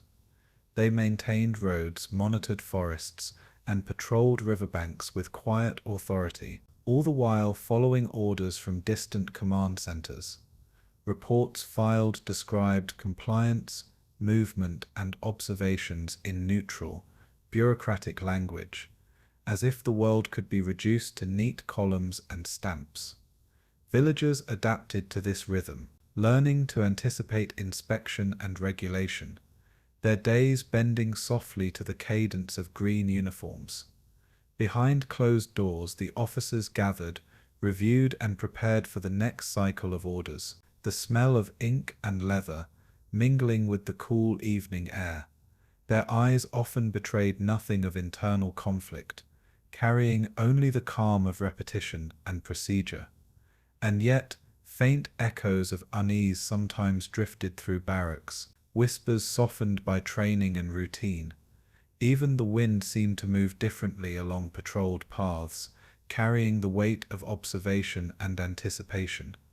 The rhythm of order continued, silent but absolute, shaping the world in ways that could be felt but rarely spoken aloud. In the villages, families moved with caution, sensing the steady gaze of authority without understanding the full measure of control. Children played quietly in shaded courtyards, their laughter subdued under the calm presence of uniformed men. Men and women carried on with chores, aware that the day's work and the officers' inspections were part of an invisible cycle. Fields smelled of damp soil and harvested grain, the air punctuated by the soft rustle of leaves and distant water. Orders were executed with care, every instruction recorded, every movement catalogued, yet the rhythm appeared ordinary, almost gentle. Officers maintained their composure, polite in tone, steady in motion, yet their presence altered life in subtle, pervasive ways. Even when work extended into nights of quiet preparation or travel along empty roads, the sense of calm and inevitability remained. Documents, notebooks, and letters lined desks in dimly lit rooms, carrying a sense of quiet devotion to duty. The rhythm of authority intertwined with daily life, blending observation and enforcement into seamless continuity. And as the evening deepened, the silent currents of power shaped routines far from public notice. Deportations and transfers were conducted with similar precision and quiet, a choreography of movement and documentation. Citizens were guided along predetermined paths, their belongings noted, their movements catalogued, all under the soft but firm direction of green uniforms. Each action was recorded carefully, signatures and stamps marking compliance, creating a rhythm that was both hypnotic and controlling. The officers carried out their orders with discipline, the calm of their routines contrasting with the tension in the air around them. Villagers sensed change not through loud commands, but in the absence of neighbors, the silence of emptied homes, the echo of footsteps where once there had been laughter. The smell of wood dust and distant smoke lingered in streets, now quieted by absence, a gentle reminder of shifts that were invisible to casual observation. Officers moved along paths of authority, their notebooks and pens tracing each small movement as a measure of control. In that quiet, the scale of occupation unfolded subtly, each recorded action part of a larger rhythm. The calmness of the uniformed presence softened perception, allowing enormous changes to occur without loud confrontation. And in the shadows of streets and fields, the pulse of law continued, steady, measured, and pervasive. Reports and official documentation became the soundtrack of the Ordnungspolizei's work, neutral in tone but profound in consequence. Every note, signature and form reinforced a sense of purpose, a hypnotic cadence of precision and efficiency. Orders were executed not with spectacle but with rhythm, the quiet repetition of tasks forming a fabric that wove through daily life. Even in moments of pause, the officers' eyes recorded, their presence maintained, the soft sound of leather and paper filling silent rooms. Villagers adapted, learning to anticipate inspections and comply with gentle authority, as if the rhythm of bureaucracy itself shaped behavior. Officers rarely spoke of hesitation, rarely questioned procedure, carried forward by training and habit, guided by the soft insistence of routine. The air carried faint scents of earth, ink, and distant forests, the surroundings almost meditative in their quiet intensity. Each day folded neatly into the next, the continuity of presence both reassuring and controlling. And as evening fell, the uniformed men rested, their rhythms uninterrupted, ready to continue the pattern tomorrow. The quiet authority of law moved slowly, inexorably, through the occupied territories. Evenings brought reflection in private rooms and barracks, the calm of night contrasting with the day's invisible weight. Officers polished boots, folded uniforms, and reviewed reports, the familiar rhythm a source of comfort. Thoughts moved gently, drifting between pride in precision and subtle unease, carried softly by the monotony of duty. The outside air smelled of damp wood and distant fires, reminders of work continuing beyond sight. Their presence, though calm and measured, left traces in the lives of villagers, the silent echo of compliance and adaptation. Conversations touched on families, letters, and small routines, almost ordinary in tone, yet framed by the backdrop of authority. The rhythm of the day continued to hum beneath the surface, a gentle but persistent force, guiding steps and gestures. Even as the officers relaxed, their minds retained the quiet cadence of observation and order. The calm of night was deep, yet beneath it the pulse of control persisted softly, shaping moments as surely as the passing hours. And as sleep settled, the rhythm of duty awaited the return of morning. The distinction between enforcement and observation often felt subtle, almost seamless, within the police battalions. Actions were measured, deliberate, and methodical, blending civility with authority. Uniforms, boots, and notebooks were constant companions, their presence grounding the men in routines that masked the scale of consequence. Notes were filed, streets were patrolled, and reports completed with hypnotic care, a rhythm that softened the perception of control. Villagers moved with cautious familiarity, learning to navigate the silent pressures imposed upon them. Officers internalized the flow of routine, pride, and habit intertwining into calm certainty. The scent of paper leather and cool night air carried quietly through rooms and streets alike. Each day became part of a larger cycle, unnoticed in isolation, but cumulative in effect. And beneath the gentle surface of administrative work, history continued to unfold with quiet, inevitable rhythm. By winter, the patterns of occupation and enforcement were deeply entrenched. The Ordnungspolizei moved through forests, towns, and villages with the confidence of long practice. Streets smelled of frost, wood smoke, and earth, carrying the quiet rhythms of patrols and reports. Residents had learned the soft cadence of compliance, adjusting movements and gestures to match the subtle authority of green uniforms. Officers rarely questioned the extent of their influence, Carried forward by the hypnotic certainty of routine and training, pride in precision and calm efficiency remained constant companions, even as the larger consequences of their actions quietly accumulated. The rhythm of observation, record-keeping and enforcement became a part of the air itself, as natural and inevitable as wind through trees.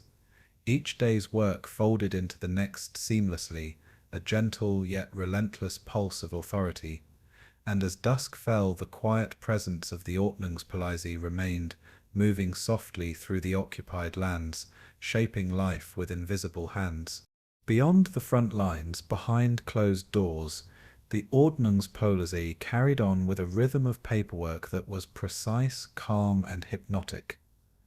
Desks were lined with ledgers, forms, and timetables, each page carrying a weight far beyond its size. Men in green sat in quiet concentration, pens moving steadily across paper, their thoughts focused on schedules, signatures, and sequences. The smell of ink and polished wood mingled with the faint scent of winter air drifting through open windows. Each order typed, each note filed, carried consequences that the officers themselves rarely witnessed firsthand. The rhythm of writing became a meditation, a quiet movement of fingers and thoughts in tandem. Officers spoke little, only enough to confirm understanding or clarify instructions, the soft murmur of voices, a gentle undercurrent to the rustle of pages. Pride in precision and devotion to routine dominated the room, providing comfort in a world otherwise full of uncertainty. The papers grew steadily, stacking into small monuments of quiet authority, and in this stillness the machinery of order continued to hum, unseen but unbroken. Timetables dictated the movement of men and resources, with meticulous care. Patrols, checkpoints, and transport schedules were arranged with exacting attention. Each entry typed and double-checked for accuracy. Men who had never left the office ensured that actions occurred elsewhere, their calm work echoing across towns, forests, and villages. Each signature carried authority. Each stamp reinforced the rhythm of compliance. Officers filed reports as if they were notes in a ledger of daily life, the monotony masking the scale of their influence. The smell of paper, the faint scratch of pen on ledger, and the quiet hum of typewriters created a soft backdrop, hypnotic and steady. Those who worked in these rooms felt a gentle certainty, a sense that their actions preserved order, though the consequences extended far beyond sight. Even the light falling through dusty windows seemed to pause, illuminating inked lines and folded forms. The rhythm of bureaucracy became a kind of calm meditation, a pulse that was invisible yet absolute, and in the hush of the office, responsibility floated like a distant echo, soft and intangible. Correspondence carried the quiet authority of command. Letters traveled between offices, districts, and battalions, typed in neutral language, stamped and sealed with careful precision. The words were exact, almost mechanical, each sentence a measure of obedience and efficiency. Men who never left their desks orchestrated the movement of others through these lines of communication. The scent of paper and faint coffee blended with the occasional whir of a typewriter, creating a gentle rhythm that filled the room. Each clerk, each scribe, each officer at a desk felt part of a larger cadence, a soft current guiding action, far from their immediate vision. The work was meticulous, hypnotic, and strangely serene, a quiet dance of ink, thought, and hand. Even the smallest clerical error was corrected calmly, silently, ensuring the smooth flow of orders. And beneath the careful writing, an invisible network of influence extended quietly, touching lives in ways both subtle and profound. The office became a silent pulse, steady and unbroken. Files were stacked in neat columns, each folder a record of compliance, instruction, or observation. The men handling them moved with precision, noting details, cataloging movements, and recording outcomes in soft, deliberate gestures. The smell of old paper and the faint tang of ink permeated the air, grounding officers in the rhythm of routine. Responsibilities were divided, yet each task carried the same weight, the same calm attention to detail. The rhythm of handwriting and stamping became almost musical, a quiet harmony that echoed the logic of order, even when reports documented events far removed from the office walls. The men processed them with steady minds and even hands. They carried no visible marks of the chaos their paperwork enabled, only the serene satisfaction of accuracy. Each ledger page folded into another, the quiet accumulation forming a landscape of administrative authority.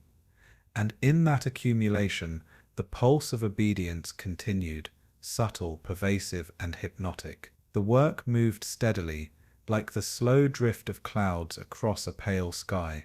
Training and instruction in administrative tasks emphasized clarity, precision, and calm. Manuals outlined procedures with soft authority, guiding pens and hands in a rhythm that would ripple through actions elsewhere. Officers absorbed these lessons with quiet diligence, practicing the hypnotic motion of form and report, as if it were a ritual. The smell of polished wood, ink, and wax seals became inseparable from the rhythm of compliance.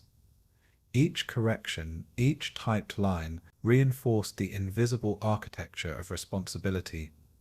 Even casual conversation in the offices was tempered by calm efficiency, words chosen with care, gestures measured and deliberate. The rhythm of routine provided comfort and certainty, masking the scope of what their work orchestrated. In the stillness of these rooms, the pulse of order flowed gently but insistently, and as pens moved and typewriters clicked, the larger machinery of law and authority extended beyond sight, quiet, steady, and unbroken. Each action contributed to a vast silent current that carried itself forward without need of spectacle. The contrast between calm offices and distant consequences was both subtle and persistent. Men who filed reports or typed schedules rarely saw the outcomes of their work firsthand, yet every entry shaped movement, action, and lives far removed from their desks. The rhythm of paperwork became a meditation in neutrality, soft and methodical, yet pregnant with consequence. The faint scent of ink and paper blended with the soft hum of distant voices, the cadence of typing a gentle pulse of order, pride in precision, efficiency, and routine offered solace, and the hands that moved pens or stamps felt purpose in the stillness. Even when uncertainty arose, the calm repetition of bureaucratic procedure became a buffer, an anchor in an otherwise turbulent world. Officers moved through files, schedules, and reports with quiet confidence, guided by the steady rhythm of habit. Each signature was both a closure and a beginning, a soft reinforcement of the chain of authority. And as the day waned, the papers remained neatly stacked, the pulse of order continuing, subtle, pervasive, and serene. Responsibility dissolved into routine, the rhythm carrying itself without pause. Evenings in the office brought a deep, eerie stillness. Men walked slowly among rows of desks, adjusting folders, straightening chairs, polishing pens. The quiet hum of electricity, the soft scrape of paper, and the faint aroma of waxed wood filled the space, creating a hypnotic calm.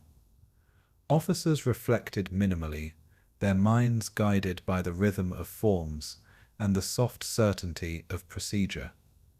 Every page typed, every report filed, became a quiet extension of order, a measured influence reaching far beyond the room. The outside world seemed distant, muted, softened by the layers of bureaucracy and obedience. Even the faintest drafts of cold air through window cracks carried the scent of ink and paper like a gentle reminder of presence.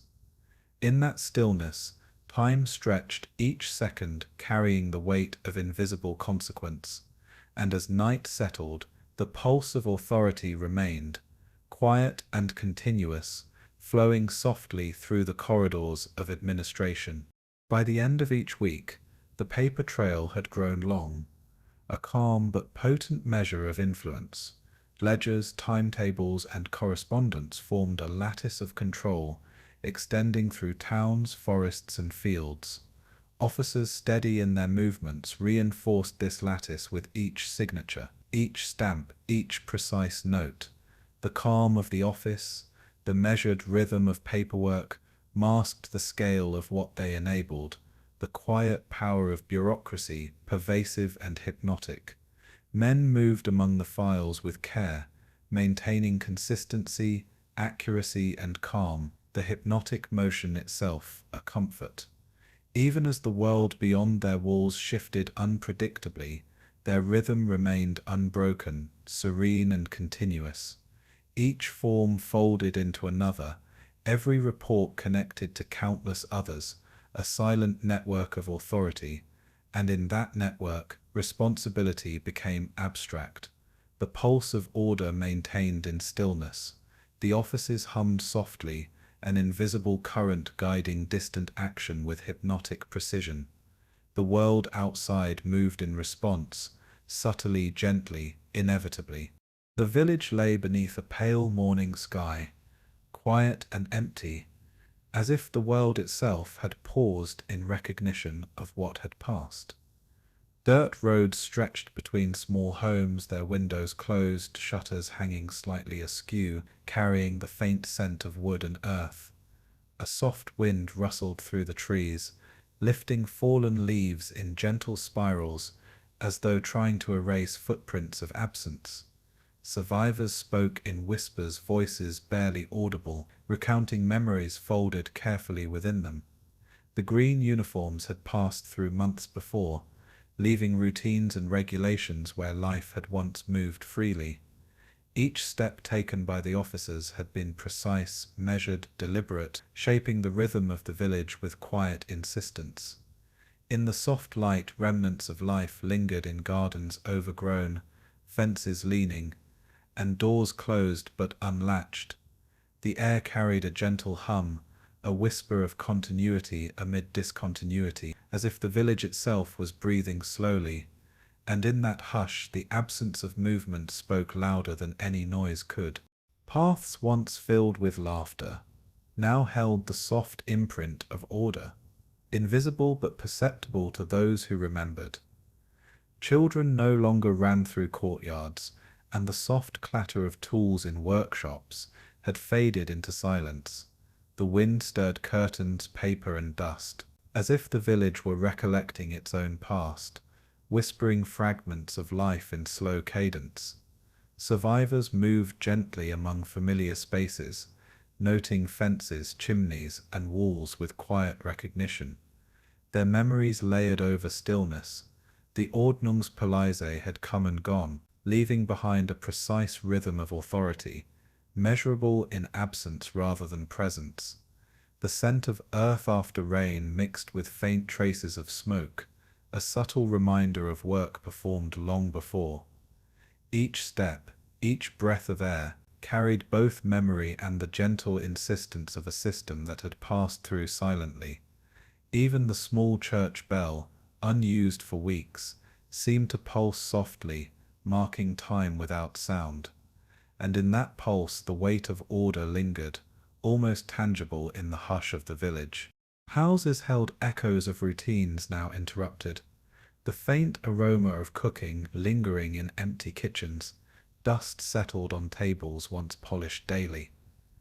Doors that had opened with regularity now leaned slightly, hinges creaking in the soft wind. Survivors spoke quietly among themselves, their words measured, careful, the cadence of language mirroring the calm yet pervasive presence of the uniforms that had come before. Even the garden paths held the rhythm of interrupted life, steps once familiar now softened by the overgrowth of time. The green of uniforms remained a memory, a subtle stain on the imagination rather than the eye, shaping the village in unseen ways. Objects left behind, bowls, shoes, chairs, were arranged in the soft geometry of absence, telling a story of order imposed without a word. The scent of damp earth mixed with fading smoke and old wood, a subtle perfume that carried history quietly through the air. The village itself seemed to breathe slowly, inhaling the past and exhaling silence, and in that breath, memory and order intertwined, forming a quiet meditation on what remains. Survivors recalled the rhythm of the police battalion moving through streets, their steps precise and measured, almost musical in repetition. The notes of authority were unseen but audible in recollection, the cadence of movement marking time in ways ordinary clocks could not. Children had been called in from yards, animals gathered, belongings recorded with meticulous care, all unfolding in the hush of a controlled rhythm. The village absorbed each gesture, each instruction, transforming familiar spaces into quiet orderliness. The smell of earth, leather, and ink from notebooks lingered faintly in memory, like a ghost of presence. Even as months passed, the rhythm persisted in stories shared softly at night, the pulse of uniformed authority carried through memory rather than sound. Steps taken in remembrance were careful, soft, almost ceremonial, tracing the contours of absence rather than life. Each story unfolded in slow cadence, a gentle reflection on spaces shaped by discipline and procedure, and as the evening light softened over fields and roofs, the village remained still, holding its quiet, patient rhythm. The surrounding landscape mirrored the village's muted pulse, forests swaying softly, rivers flowing in measured loops, the scent of moss and damp wood permeating the air. Survivors walked paths bordered by gentle streams, observing traces of the battalion's movement, recorded in soft impressions on soil and stone. Fields bore subtle reminders, furrows flattened, fences aligned, the land itself carrying a memory of methodical steps. Birds chirped quietly, the rhythm of their calls soft and deliberate, unbroken by the passage of uniforms. The Ordnungspolizei's imprint extended into nature, shaping the subtle cadence of life in ways almost imperceptible. Memories carried these rhythms forward, folded gently into recollection, spoken in whispers and pauses. Even distant hills seemed to hold the hush of those days, their slopes absorbing footsteps and authority alike. The village and surrounding land exhaled slowly, a collective breath of reflection and persistence, and in that breath absence became a presence, calm and meditative, holding the story softly. Even the objects that remained told quiet stories. A well-worn broom leaned against a wall, a kettle left on a stove, a chair slightly askew. Each item held the imprint of life interrupted, the rhythm of ordinary days paused by structured order. Survivors moved among them with gentle care, tracing familiar curves, noting the soft residue of routines now absent. The scent of polished wood, fading bread, and earth combined into a subtle tapestry of memory. Every footprint, every rustling curtain, every sound of wind through leaves echoed the silent authority once present. These small, delicate traces carried the weight of discipline, recorded not in ink or stamps, but in sensation and recollection. The village breathed in slow, steady pulses, inhaling the past and exhaling quiet reflection. Even absence had texture, weight, and sound in its soft, meditative rhythm. And as the day waned, Shadows lengthened across fences and fields, carrying the hush forward into evening.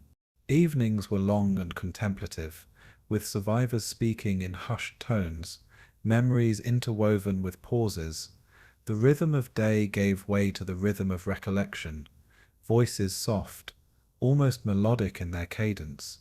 The air smelled faintly of wood smoke, wet soil, and lingering herbs, carrying fragments of life once routine. Walks along empty paths became reflective journeys, tracing the precise geometry of absence. The Ordnungspolizei's presence was a shadow in these recollections, felt in rhythm rather than seen, a gentle pulse running beneath stories. Gardens, fences, and houses held subtle reminders of steps taken, instructions followed, and routines imposed. Each object, each trace, each pause carried a quiet insistence of memory, shaping perception without loudness or force. The village itself seemed to lean toward reflection, absorbing the soft weight of history into its soil and structures, and in the still air the whispers of the past continued, gentle, hypnotic, and unbroken. By nightfall, the village settled into a deep, meditative calm, the silence carrying both absence and the soft rhythm of what had been. Stars emerged in the clear sky, their light spilling across rooftops and fields, illuminating traces of lives, lived and interrupted. The faint rustle of leaves, the whisper of wind, and the distant song of a night bird combined with the memory of footsteps long past. Survivors rested in quiet homes, the rhythm of recollection mingling with sleep, each memory a soft pulse beneath eyelids. The village seemed suspended in time, breathing in reflection, exhaling calm. Even as darkness deepened, the imprint of order lingered, subtle but persistent, a quiet melody woven into every path, wall and tree. Shadows of routine and authority stretched gently across roads and gardens, soft and unintrusive, yet undeniable. And as night enveloped the village, the rhythm of memory and absence carried on, a gentle, hypnotic current through time and space. In the still mornings along the Eastern Front, green uniforms of the Ordnungspolizei mingled with the grey of the Wehrmacht, their movements measured, deliberate and careful. Footsteps echoed softly across frozen fields, the crunch of frost under boots, marking the rhythm of duty. Officers in green moved with quiet authority, notebooks in hand, observing, recording, and ensuring that orders were executed without disruption. Soldiers in grey carried weapons with calm precision, eyes scanning the horizon, hearts steady yet alert, aware of the subtle currents of control around them. There was a silent hierarchy, unspoken yet palpable, a tension beneath the rhythm of routine. The scent of wood smoke, wet soil, and distant metal lingered in the cold air, mingling with the faint aroma of leather and ink. Conversations were sparse, measured, polite, and careful. Each word weighed for effect, pride, suspicion, and duty intertwined in quiet gestures, a nod, a glance, the folding of hands, and in that measured calm, subtle competitions and comparisons hummed beneath the surface, unseen but ever present. The soft morning light traced long shadows over snow-dusted paths, connecting green and grey in silent tension. The Ordnungspolizei followed routines that often overlapped with military operations, their paths intersecting with soldiers along narrow roads and through quiet villages. Officers checked papers, documented property, and guided movements, their hands steady, their motions hypnotic in repetition. Soldiers moved through the same spaces with a different rhythm, responding to orders from a separate chain, their presence authoritative yet parallel. Moments of overlap created quiet unease, a handshake too firm, a glance too long, a command questioned subtly in tone rather than words. Even as duty kept both groups moving in synchrony, an undercurrent of comparison persisted, a silent measure of competence, loyalty, and influence. The smell of frost, metal, and the faint tang of leather filled the air, grounding each step in the quiet rhythm of activity. Officers in green maintained calm, noting every action and reaction, their discipline shaping the interaction without overt force. Soldiers in grey sometimes tilted their heads, unsure whether to trust, comply, or correct the flow of order. And yet, in this dance of uniforms and purpose, a slow merging began, the boundaries of state and ideology softening in the cold light of necessity. The hum of distant engines, the rustle of paper, the soft scraping of boots, all blended into a rhythm that carried forward, delicate and persistent. At mealtime, the quiet rhythms of both groups intersected in shared spaces, yet the air carried tension as palpable as the aroma of cooked rations. Officers in green ate with precision, utensils moving with the same meticulous care as pens on ledger pages. Soldiers in grey moved with efficiency, their gestures measured, their conversations low and controlled. Small nods, courteous remarks, and polite silences formed a subtle language of acknowledgement and competition. The warmth of food mingled with the faint scent of smoke and damp wool, creating a strangely comforting backdrop. Yet beneath the calm, the unspoken question lingered. Whose authority truly shaped the day's rhythm? Each movement, each glance, each phrase became a measure of subtle power, a quiet negotiation between obedience and pride. The rhythm of meals, like the rhythm of duties, carried the pulse of collaboration and tension together. And in these shared moments, shadows of influence stretched slowly, merging presence and authority without loud confrontation. The afternoon sun illuminated frost-specked windows, tracing long lines across tables and shoulders alike, soft and reflective. Orders from distant command filtered through both chains of authority, soft in tone yet heavy in consequence. Officers in green recorded instructions, typed notes, and ensured that directives reached battalions with calm efficiency. Soldiers in grey interpreted the same commands in tactical terms, moving silently to position, observe, or secure. The rhythm of work unfolded with quiet regularity.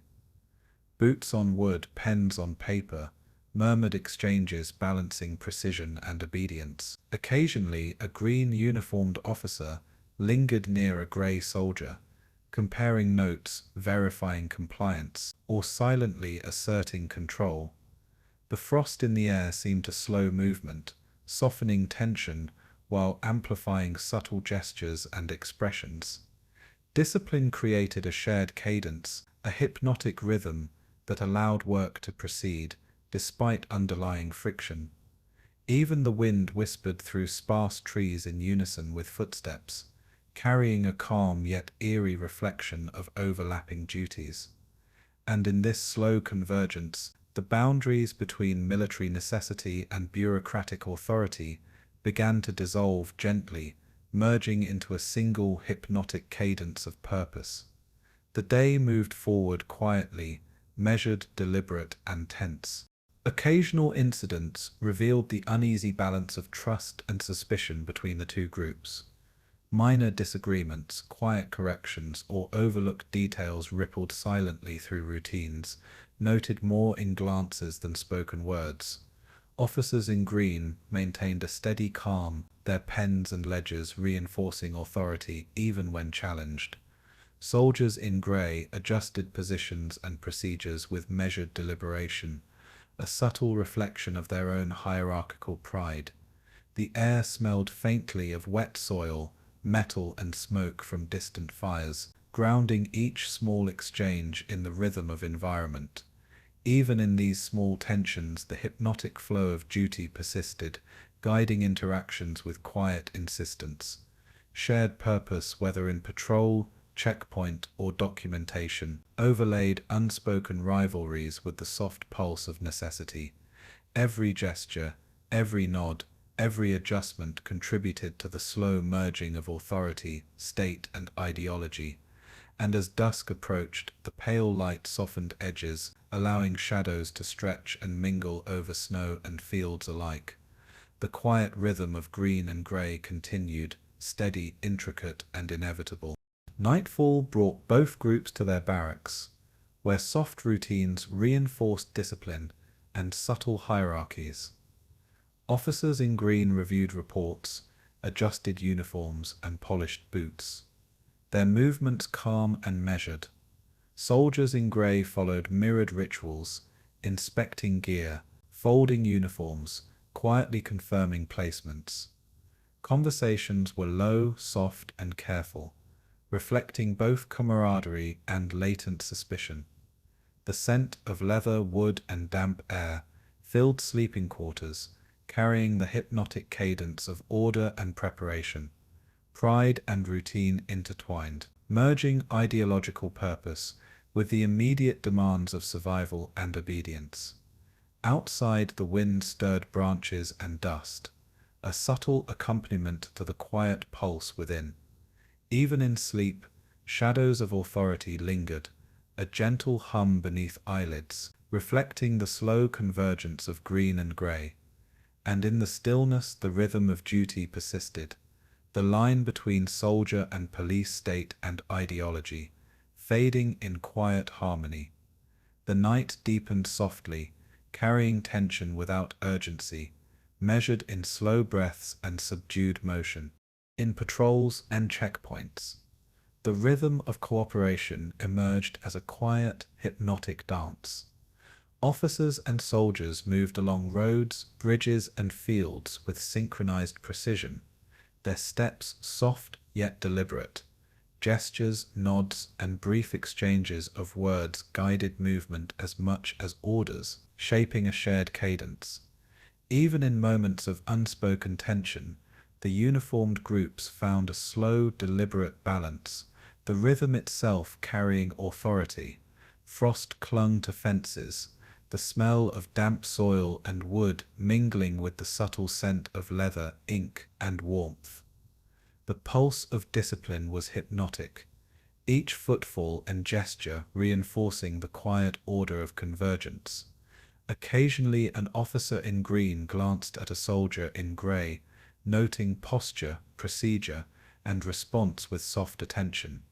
These small exchanges, nearly imperceptible, bound the groups together while preserving subtle hierarchy. And as the sun dipped toward the horizon, shadows lengthened across roads and fields, merging color and intent in a calm, measured rhythm. The night awaited them, gentle and persistent, carrying the pulse of collaboration and latent tension alike. By the end of weeks spent together, the Ordnungspolizei and Wehrmacht had developed an unspoken symbiosis. Authority, observation, and obedience intertwined into a single, slow-moving current that shaped movements across occupied territories. Men in green and grey walked in quiet alignment, their steps marking the hypnotic cadence of shared purpose. Even in private quarters, the rhythm of paper, boots, and whispers carried subtle reflections of hierarchy, pride, and duty. The scent of earth, metal, and ink became intertwined with routine, anchoring perception in calm repetition. Small gestures, polite remarks, and synchronized actions formed a delicate architecture of authority, intricate yet imperceptible.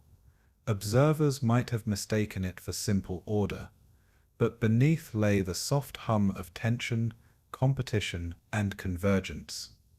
And in this gentle pulse, the merging of uniforms, state, and ideology unfolded slowly, deliberately, quietly shaping the course of the day. Each movement, each decision, each breath flowed together in the hypnotic rhythm of duty. Across towns and villages of Western Europe, the Ordnungspolizei moved with quiet regularity, their green uniforms a soft imprint on daily life. Streets carried a hushed rhythm, punctuated by the gentle steps of officers walking checkpoints or inspecting doors.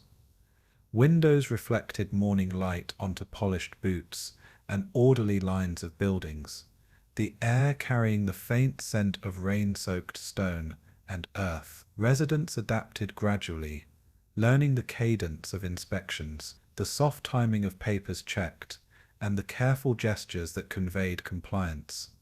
Even small markets operated under subtle control, with ration lists, ticket exchanges, and soft reminders of permitted limits, shaping the day. Conversations shifted to whispers, gestures muted, as the rhythm of authority seeped into ordinary life.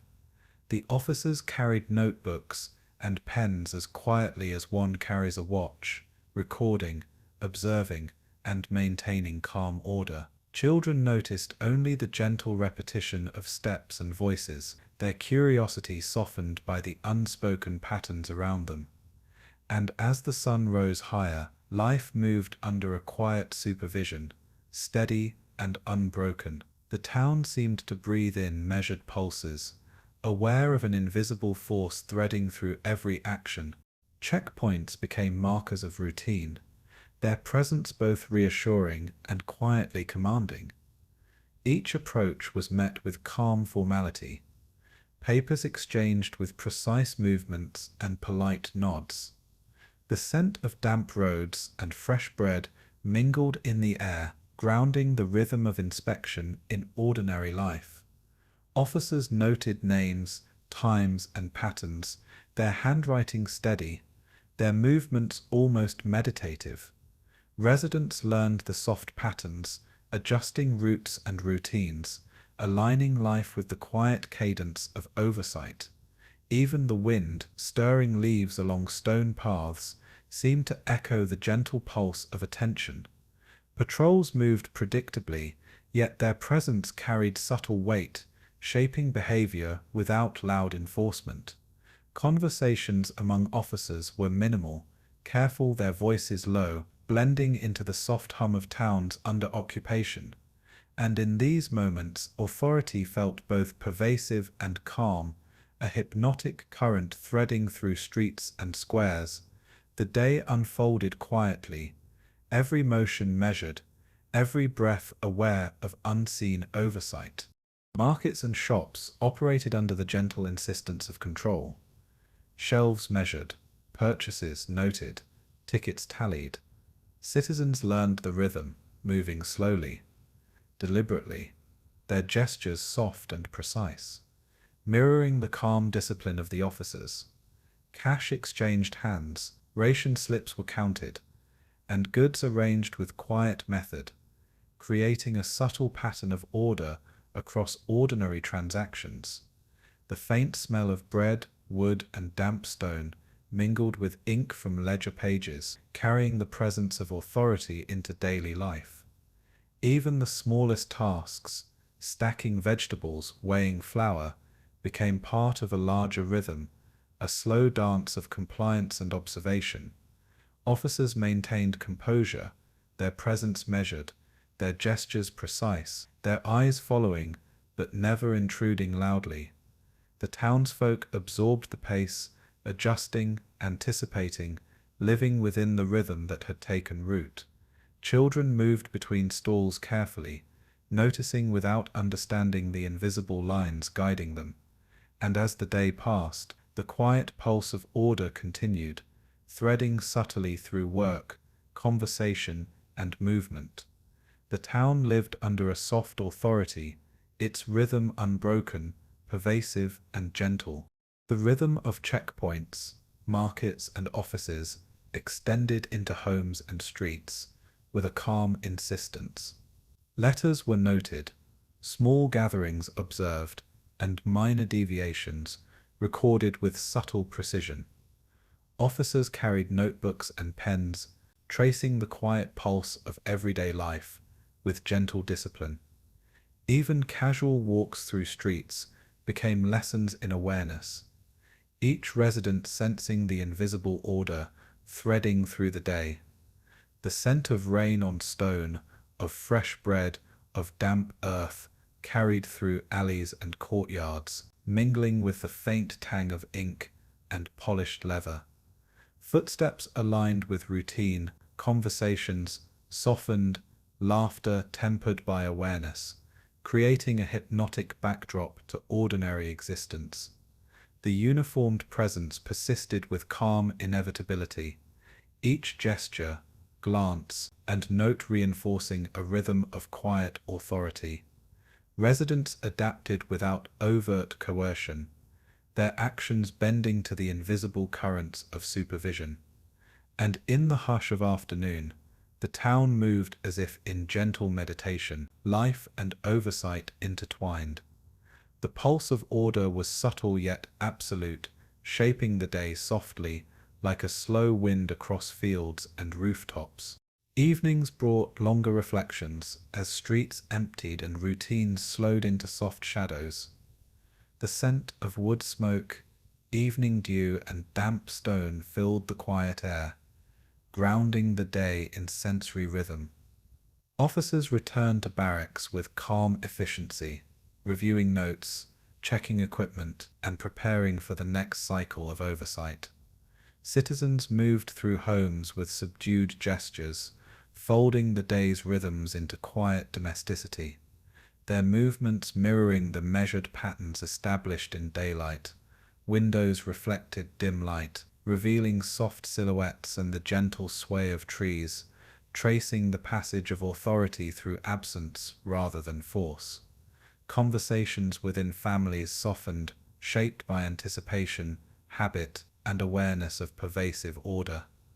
Even the night air carried subtle reminders, the faint crunch of boots on distant paths, the occasional murmur of officers completing routine checks. The town rested within the gentle embrace of control, the pulse of order unbroken but never intrusive, and as darkness deepened, life slowed in synchrony with the quiet discipline surrounding it. The long occupation moved forward, calm and measured, shaping existence like a gentle, persistent tide. The presence of the Ordnungspolizei extended into fields and forests, unnoticed yet precise. Patrols traced roads, riverbanks, and woods with careful rhythm, their movement quiet and steady. The smell of wet earth, pine, and distant smoke carried softly through villages and hamlets, blending with the faint scent of leather and paper from patrols. Farmers adjusted routines, tending animals and crops in harmony with the invisible pulse of oversight. Officers recorded observations in neat ledgers, notes that traveled silently through bureaucratic networks, shaping decisions far from the open field. Even the distant hum of engines, or the faint clatter of tools, became part of the gentle cadence of occupation. The rhythm of compliance and observation flowed unobtrusively, threading towns, homes, and landscapes into a single hypnotic pattern. Residents sensed rather than saw authority, a quiet current guiding movement without need for forceful intervention. And as the sun lowered, shadows lengthened along furrows, roads, and walls, carrying the soft insistence of discipline into evening. The land itself seemed to breathe under the gentle pulse of order, aware yet undisturbed. Routine solidified over months, the hypnotic rhythm of authority blending seamlessly into daily life. Officers carried out inspections, noted small infractions, and ensured compliance with quiet precision, their gestures calm and measured. Townsfolk adjusted, anticipating movements and aligning habits to the pulse of oversight. The smell of wet streets, wood smoke, and inked ledgers became synonymous with the cadence of routine, forming a gentle rhythm that enveloped homes, shops, and streets.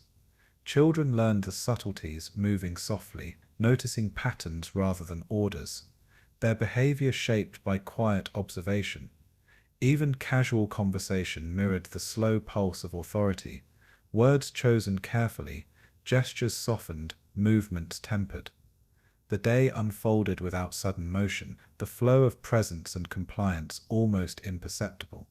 Officers and citizens alike became participants in a slow hypnotic dance, each aware of rhythm without disruption. And in this enduring calm, the Ordnungspolizei existed as an invisible empire, built not on spectacle or noise, but on discipline, subtlety, and quiet insistence.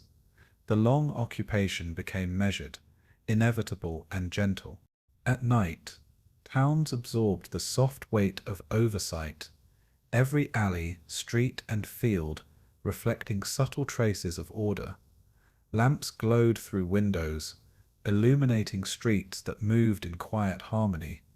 Footsteps muted and careful, officers rested in orderly barracks, their notebooks closed, pens set aside, yet the rhythm of routine hummed beneath calm gestures. Families settled into homes, the air scented with evening fires, damp stone, and faint herbs, moving in sync with the invisible cadence around them. Even the wind carried the pulse of authority softly through trees, across rooftops, and along quiet roads, the soft crunch of distant boots, the faint rustle of papers, the whisper of observation threaded the night with subtle discipline. Residents breathed in tandem with the pulse, each inhalation and exhalation part of the hypnotic rhythm. Shadows lengthened, trees swayed, and rooftops caught the last glimmer of twilight, quiet and still. And as sleep descended, the town rested under the gentle, pervasive presence of order, calm and unbroken. The long occupation continued, a slow tide of discipline threading life, invisible yet absolute. As the war's momentum shifted, a quiet unease settled over towns and barracks alike, an invisible weight pressing against routine and order. Officers of the Ordnungspolizei moved through streets and fields with steady steps, yet their eyes lingered longer on faces and gestures, searching for signs of hesitation or despair. The green uniforms remained polished and precise, but the rhythm of obedience now carried a subtle tension, a whisper of urgency beneath calm gestures. Wind stirred dust along cobbled roads, carrying faint scents of damp earth, smoke, and distant fires, reminders of a world in flux. Citizens and soldiers alike sensed the changing pulse, adjusting movements to the soft beat of scrutiny, measured and persistent. Each ledger, each report became heavier in meaning, recording more than facts, tracing the faltering rhythm of morale and the quiet cracks in order. Even familiar landscapes seemed altered, the lines of fences, streets and fields touched by a gentle melancholy, as if nature itself reflected the subtle fatigue of authority. Conversations became softer, pauses longer, eyes more deliberate, gestures slower, carrying the weight of attention. The quiet insistence of routine persisted, even as the tide of events turned, a hypnotic undercurrent threading days into nights. And in this still measured movement, the Ordnungspolizei remained present, a gentle yet immutable pulse amid uncertainty. Deserters and dissenters became the invisible markers of tension, their absence noted in the precise rhythms of observation. Officers followed protocols with meticulous care, letters read, footsteps traced, reports filed in calm, unwavering cadence. The scent of ink, leather, and damp earth carried through empty corridors and narrow streets, grounding actions in tangible rhythm. Patrols moved with deliberate slowness, noting deviations, correcting small disturbances, and preserving a hypnotic order amidst growing instability. Conversations with locals were polite, measured and brief, each word chosen carefully, the tone soft but alert. Even minor signs of fatigue, Slouching hesitation or murmured complaints were registered, catalogued, and folded into the gentle machinery of oversight. Fields and courtyards echoed with footsteps that were precise, controlled, and persistent, tracing the pulse of authority with subtle insistence. Officers often paused to observe, notebooks in hand, tracing movement with the same calm attention as a painter studies light. And through these measured steps, the quiet rhythm of obedience continued, adapting, resilient, and hauntingly persistent. The tension of uncertainty threaded every gesture, soft but unmistakable. Letters from distant commands carried subtle shifts in tone, directives laced with urgency and expectation. Officers read, wrote, and transmitted with careful precision, the scent of paper, ink, and leather grounding, each task in tactile ritual, orders to monitor morale, record absence, and correct minor lapses were executed quietly, gestures slow, deliberate, and hypnotic. Even familiar routines, patrols, checkpoints, inspections, took on a different cadence, marked by an awareness of fragility and looming pressure. Citizens sensed these small adjustments, subtle changes in tone and movement, and adapted their behavior in muted, unconscious rhythm. Dust from dry roads mixed with smoke and damp earth, carrying the soft impression of labor, attention, and the ever-present pulse of authority. Eyes met with careful observation, hands noted, steps recorded, a quiet choreography of oversight unfolding without interruption. In each measured action, obedience persisted, not through enthusiasm, but through the gentle insistence of habit and ritual. And as evening descended over streets and courtyards, the soft hues of twilight carried reflection, fatigue, and the persistence of authority alike. The day faded, leaving calm tension threaded through shadowed pathways. Within barracks, officers reflected on the subtle erosion of confidence. Their own fatigue mirrored in polished boots, inked ledgers, and folded uniforms. The scent of damp wood, leather, and candle wax mingled, grounding quiet conversations about duty, loyalty, and endurance. Discussions were soft, careful, often interrupted by pauses and measured gestures. A reflection of both weariness and ritualized discipline. Even as external pressures mounted, the hypnotic rhythm of paperwork, inspection, and record-keeping persisted, anchoring days in calm repetition. Officers traced orders and observed movement with gentle, unwavering attention, each action a thread in the fabric of persistent authority. The wind outside whispered along narrow streets, mingling with the subtle rustle of paper and distant echoes of marching steps. Families in nearby towns moved in slow, careful routines, adjusting to the softened pulse of oversight that persisted despite uncertainty. And in the hush of the evening, the rhythm of obedience remained hypnotic, unbroken by emotion yet touched by quiet reflection. Each step, each note, each observation carried a weight that was gentle, persistent, and unavoidable. The night deepened softly, drawing all into the slow cadence of duty.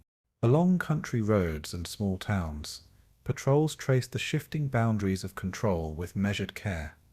Frost clung to roofs and fields, carrying the soft scent of earth and smoke through quiet air. Officers walked in pairs or alone, notebooks and pens in hand, recording patterns, observing deviations, noting whispers of dissent. Even the lightest sign, a door left slightly ajar, a hesitation in movement, was registered, catalogued, and folded into the slow rhythm of authority. Conversations with locals remained subdued, gestures polite, questions soft, each interaction a careful test of compliance and endurance.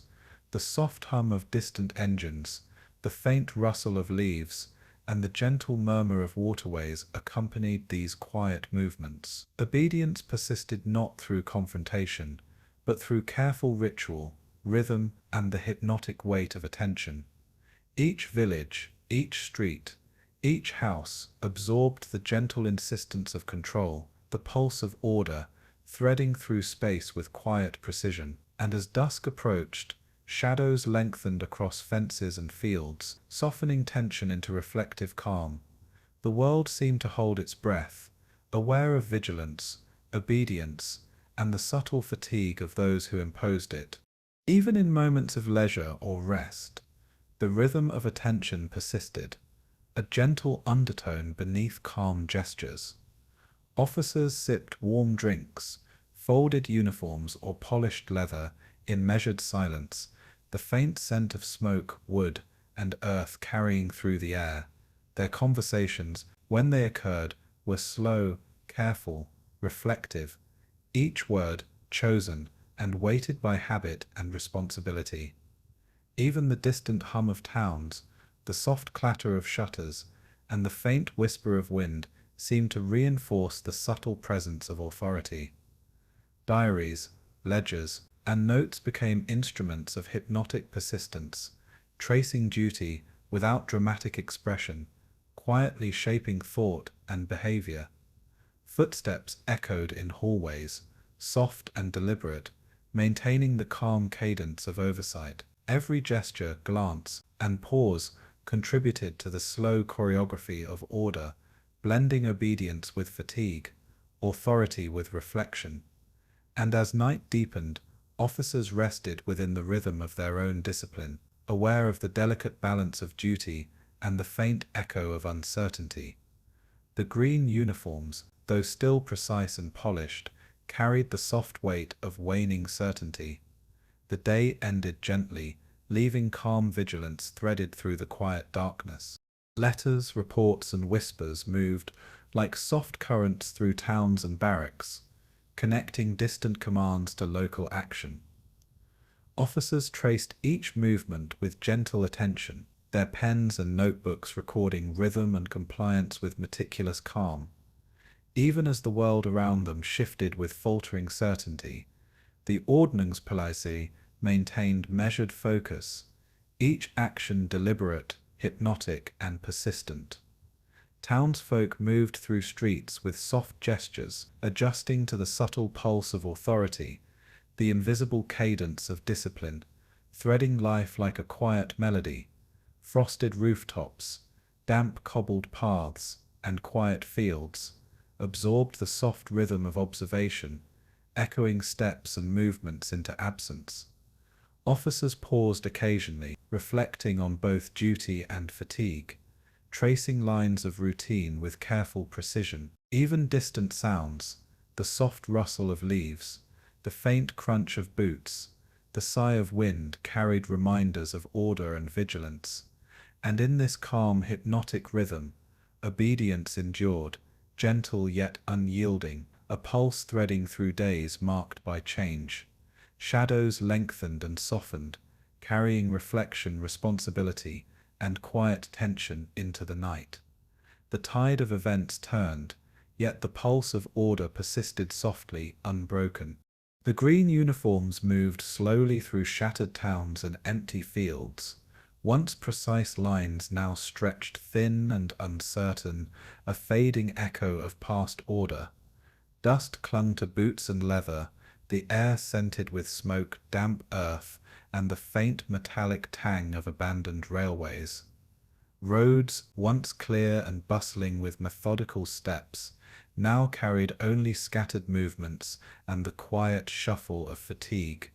Officers checked papers, maps, and notes with careful hands, but the rhythm of routine faltered under the weight of retreat.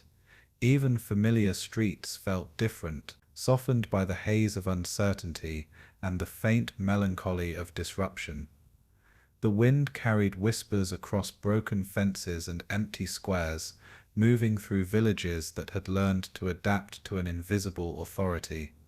Conversations among officers were low, cautious, interrupted by long silences, where doubt and fear lingered.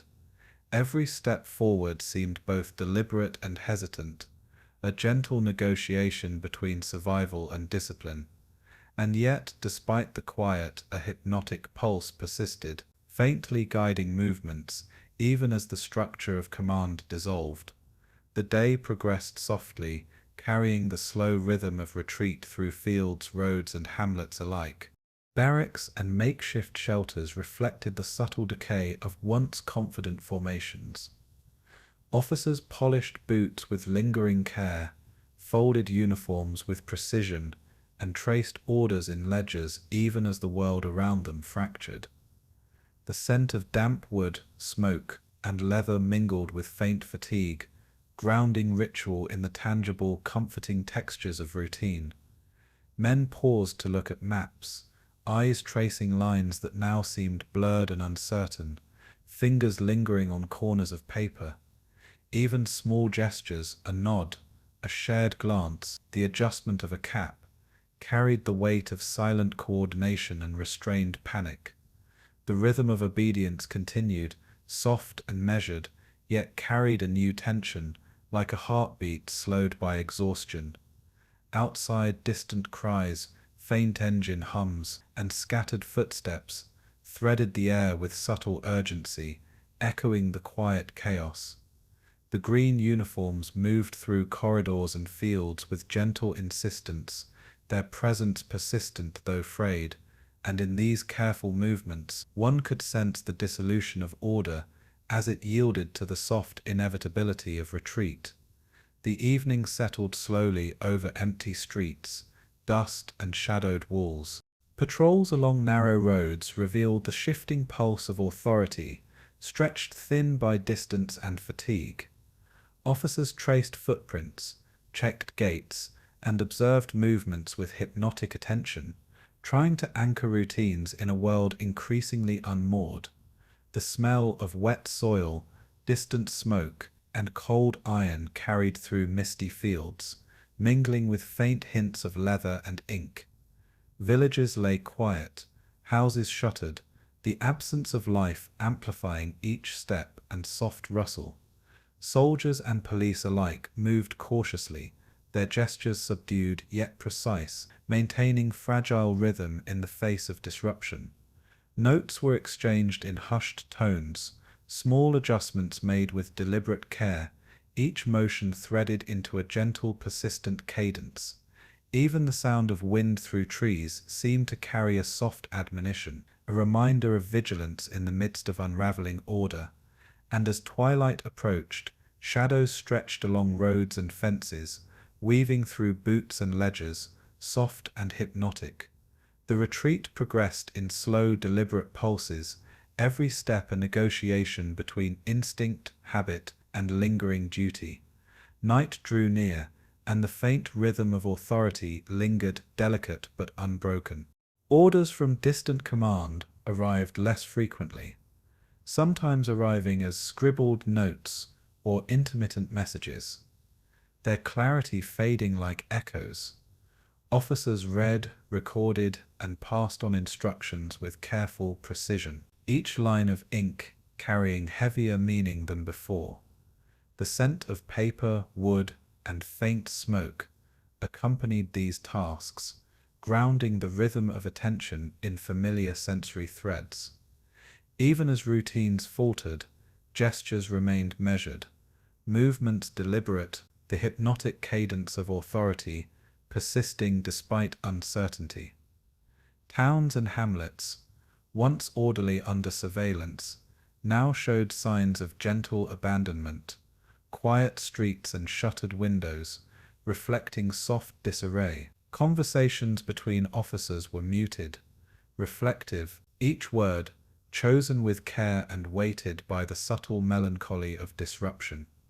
Steps along empty squares and cracked pavements carried a rhythm both fragile and persistent, echoing the pulse of fading order. And yet, in this delicate dance of continuity and collapse, a hypnotic current endured, threading retreat with reflection, fatigue, and measured duty.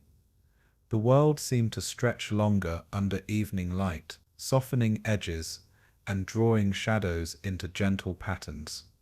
Each movement, though tentative, still carried the soft insistence of discipline. Across fields and forests, The retreat left behind traces of careful withdrawal and quiet abandonment.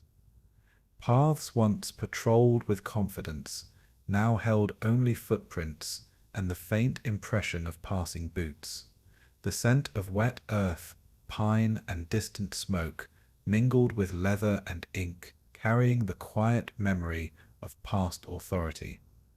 Officers paused along roadsides and riverbanks, reviewing routes, adjusting notebooks, and tracing plans with measured hands. The rhythm of habit persisted in soft gestures, a folded cap, a polished boot, a note carefully recorded. Even in sparse villages, the soft echo of uniformed presence lingered, marking absence as much as authority. Conversation was minimal, gestures restrained, steps careful, each movement part of a gentle choreography of survival and order. The wind carried whispers through trees, along walls, across empty courtyards, threading retreat with quiet reflection. And as the day waned, the hypnotic pulse of discipline persisted, soft yet inexorable, tracing continuity amid decay. The retreat moved forward like slow water, spreading through landscape, streets, and memory alike. Night brought shadows and reflection over fractured lines and quiet towns. Officers in green folded uniforms checked boots and traced reports with the same calm precision, even as certainty frayed. The scent of smoke, wet wood, and ink filled narrow quarters, anchoring ritual in tangible textures. Steps echoed softly in corridors, punctuated by pauses where reflection, fatigue, and vigilance intertwined. Even distant sounds, the faint clatter of shutters, rustle of leaves, or soft murmur of the wind, carried subtle reminders of presence and responsibility. Conversations, when they occurred, were hushed, deliberate, reflective, weighed with soft attention to the quiet unfolding of events. Fields, fences, and streets seemed to hold the memory of authority even as it withdrew, their surfaces capturing faint imprints of previous order. And in the gentle rhythm of retreat, a hypnotic pulse persisted, delicate yet unbroken, soft yet insistent. Each action, glance, and note carried the quiet weight of fading structure, threaded through shadowed pathways. Night settled slowly, draping landscape and life alike in calm reflection. As retreat deepened, officers moved with careful deliberation, balancing ritual and survival, precision and fatigue. Boots traced soft lines through frost, mud, and dust, carrying the gentle insistence of habit into fractured landscapes. Hands folded papers, adjusted straps, and brushed ink along ledgers, small gestures anchoring a hypnotic rhythm amid disruption. Even familiar towns and crossroads seemed transformed, their air carrying the faint melancholy of absence, reflection, and softened expectation. Officers exchanged quiet nods, gestures deliberate, each acknowledging the persistence of duty, even as control dissolved. The scent of damp earth, faint smoke, and cold leather threaded through villages and fields, binding presence and memory together. Steps slowed, eyes lingered, voices softened, each action part of a careful, reflective cadence. And in these gentle rhythms, the fading pulse of order persisted, a soft current amid chaos, measured and hypnotic. Shadows lengthened over cracked streets and fields, threading dusk into slow, reflective movement. The retreat carried on, deliberate, fragile, and quietly profound. By the end of the day, the Ordnungspolizei had become a slow, spectral presence, moving through towns and forests with quiet insistence.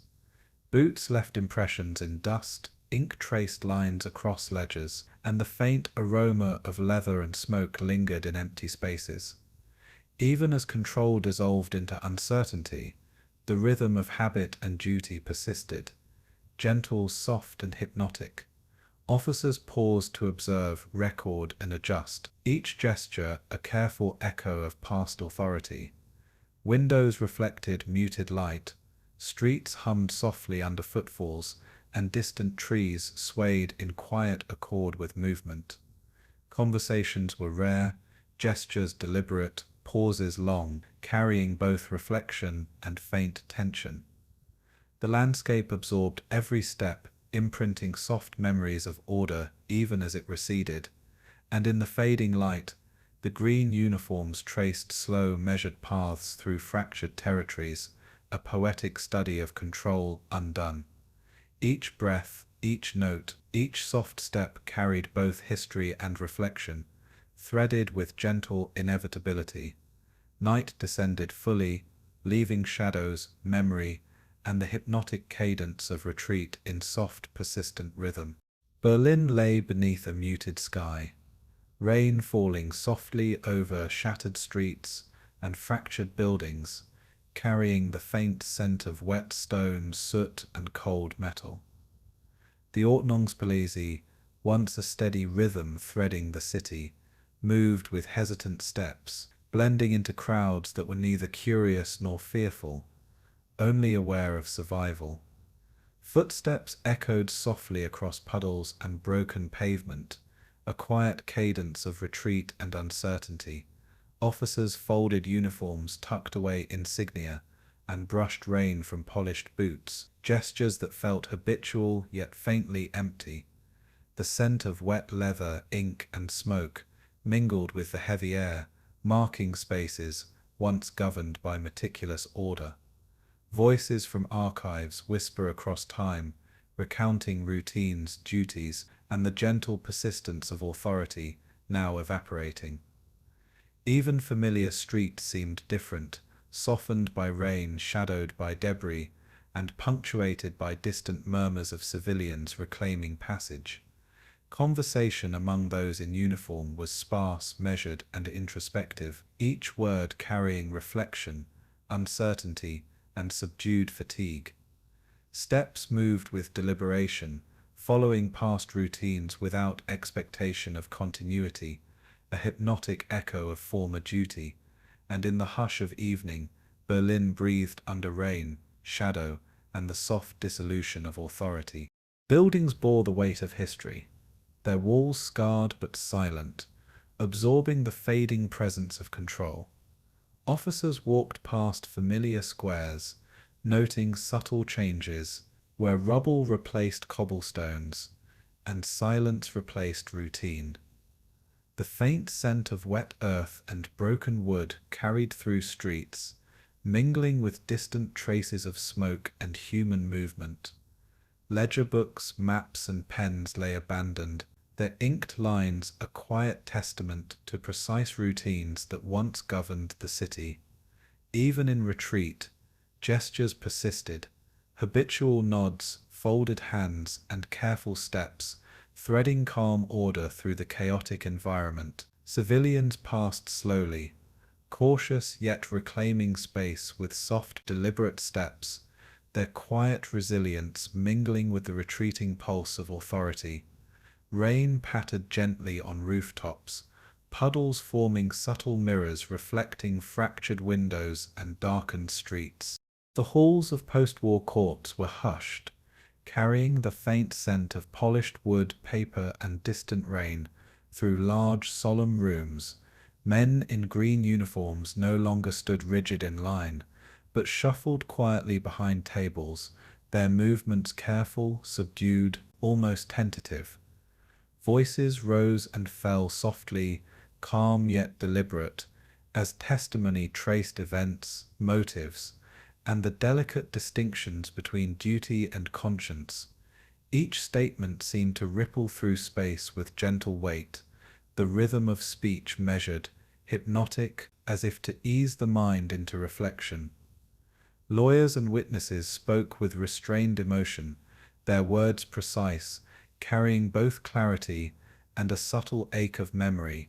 Inked papers, meticulous ledgers, and typed orders became evidence not only of actions but of absence, the spaces where responsibility might have dwelled. Officers cited regulations, hierarchy, and obedience, framing their roles as neutral acts in a world of imposed order. Outside, rain pattered softly against windows, mingling with the quiet shuffle of papers and measured footsteps.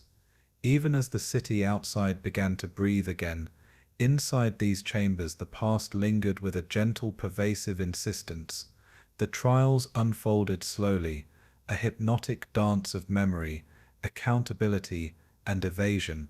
Many officers avoided severe punishment, blending into civilian life with surprising ease, their green uniforms replaced by ordinary coats and hats. They walked streets already damp with rain, leaving behind the weight of commands and procedures, stepping softly into anonymity. The scent of wet stone, smoke from chimneys, and faint bread from nearby bakeries mingled with memories of rigid routine, creating a dissonant rhythm of past and present. Witnesses described events with calm attention, soft voices threading through space like a river of recollection, highlighting the contrast between official duty and moral consequence. The words obedience and legality became protective incantations, soft yet chilling in their repeated insistence. Outside, city squares glimmered with puddles and muted reflections, echoing the duality of normal life and lingering memory. The quiet shuffle of feet, the faint clink of glasses, and the occasional murmur carried the sense of continuity, of life pressing gently forward, despite shadows of history. Officers moved like shadows within this new world, their gestures measured, deliberate and careful, as if each step might unravel or preserve the delicate balance of identity. And yet the hypnotic persistence of routine, habit, and authority remained faintly visible in posture, gait, and glance. Life went on, and the quiet tension between accountability and evasion threaded streets, homes, and minds alike. Documents, files, and typed reports traced invisible threads between events and those who enacted them, a quiet bureaucracy extending even into the post-war moment. Judges and clerks handled papers with care, each sheet carrying more than ink. It held memory, absence, and the persistent question of responsibility. The smell of aged paper, ink, and faint smoke lingered in the air, mingling with distant rain, creating a calm yet somber atmosphere. Officers claimed small roles, routine tasks, and obedience as shields, their explanations calm, deliberate, rehearsed. Even as words floated softly through halls, there was an unmistakable weight, a chill threaded through polite gestures and careful phrasing.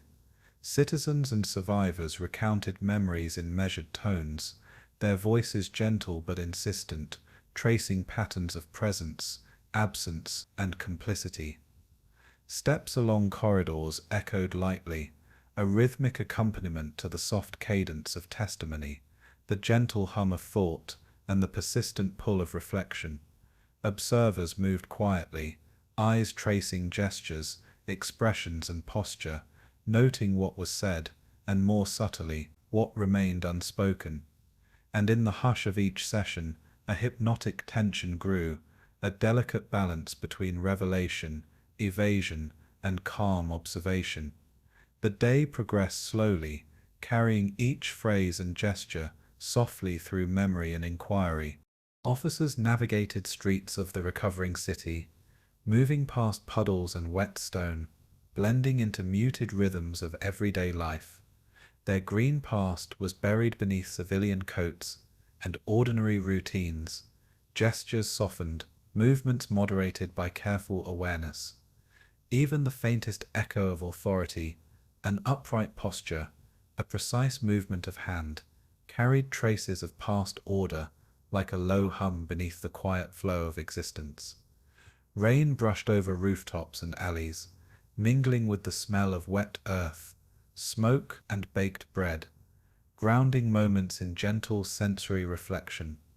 Casual conversations in cafes or marketplaces moved at a slow, deliberate pace, every word chosen softly, gestures restrained. Residents noted the quiet tension in gestures and glances, a subtle imprint of habit, lingering despite changed uniforms. Officers passed by archival rooms, ledgers, and remnants of official records, each carrying a soft whisper of history and the delicate persistence of oversight. And in this calm, hypnotic rhythm of life, the boundary between accountability and anonymity remained fragile. A quiet tension threading movement, memory and observation. Steps and gestures, though softened, retained the faint cadence of order, echoing past structure through a present of gentle disguise. The city breathed softly, rain and reflection mingling, carrying memory and evasion alike into quiet evening. In courtrooms and interrogation spaces, testimony lingered with the weight of absence and restraint. Words floated gently, tracing threads of authority, obedience, and human limitation, each syllable measured and deliberate. Rain fell outside, pattering softly on roofs and streets, threading the rhythm of nature into the delicate cadence of law and recollection. Officers described roles, citing regulations and following orders, voices calm yet carrying a subtle chill, hinting at both discipline and detachment. Clerks and assistants moved through piles of papers with quiet attention, their gestures hypnotic in repetition, echoing the persistent patterns of past bureaucracy. Witnesses and historians reflected softly on memory and responsibility, their whispers threading lightly through halls and corridors. Even as sessions concluded, the scent of ink, leather, and rain mingled, grounding each reflection in sensory presence. Officers left rooms slowly, footsteps quiet, gestures controlled, each movement a gentle echo of previous authority. And in the soft pause between statements, a quiet tension persisted, tracing the delicate dance between accountability, evasion, and habit. The day ended with the gentle pull of reflection threading streets, halls, and memory alike. Denazification officers hummed softly with the rhythm of soft footsteps, stamped papers, and muted voices, carrying echoes of authority into the post-war landscape. Officers moved carefully through these spaces, gestures subdued, notes recorded with hypnotic repetition, each motion a thread in the enduring pulse of habit. Even as they passed neighbors, streets, and market squares, subtle patterns of discipline lingered, quiet yet persistent.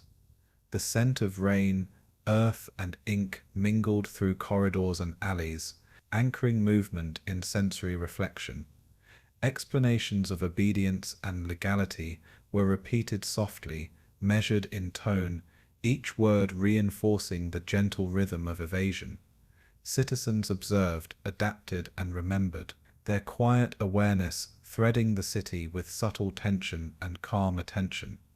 Steps, gestures, and glances traced invisible patterns, preserving fragments of past authority amid ordinary life. And in these gentle movements, the hypnotic cadence of order persisted faintly, threading memory, reflection, and soft evasion into a tapestry of quiet presence. Even absent overt power, the pulse of authority remained perceptible, a low hum beneath soft daily life. The city exhaled softly, carrying memory and evasion through streets, homes, and minds alike. Survivors' voices, archival and quiet, threaded softly through trials, offices, and streets, leaving subtle impressions on memory.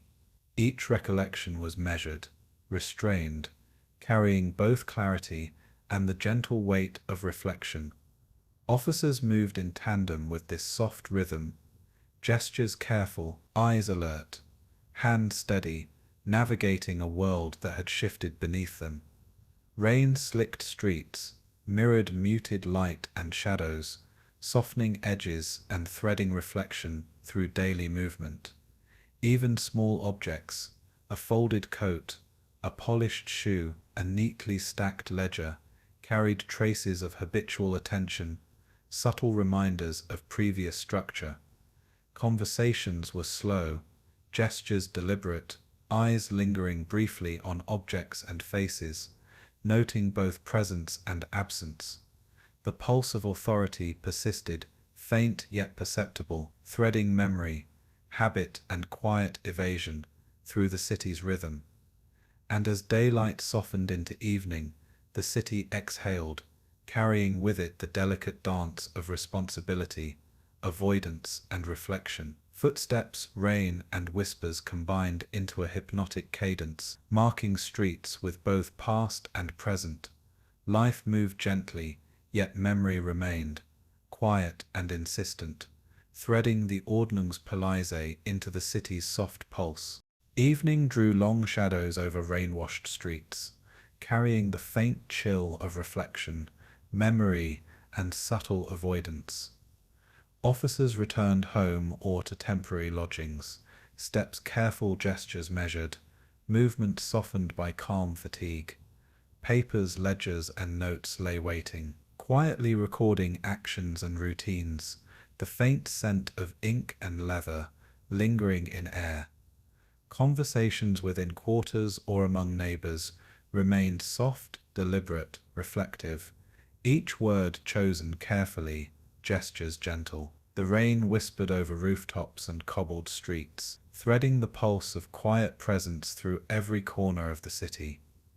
Even absent overt command, the rhythm of habit persisted, a low hum beneath the soft unfolding of life. Steps along alleys and staircases traced invisible patterns, gestures echoing a faint cadence of authority, memory, and obedience.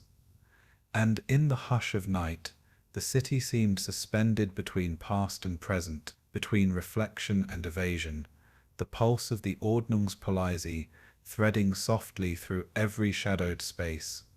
The rain continued gently, a hypnotic accompaniment to thought, memory, and soft accountability. Life persisted, quiet, reflective, and measured, as the delicate balance of order and evasion settled into stillness. Years after the war, the streets of towns and cities carried a quieter rhythm, one punctuated by footsteps in new uniforms, and the soft murmur of ordinary routines.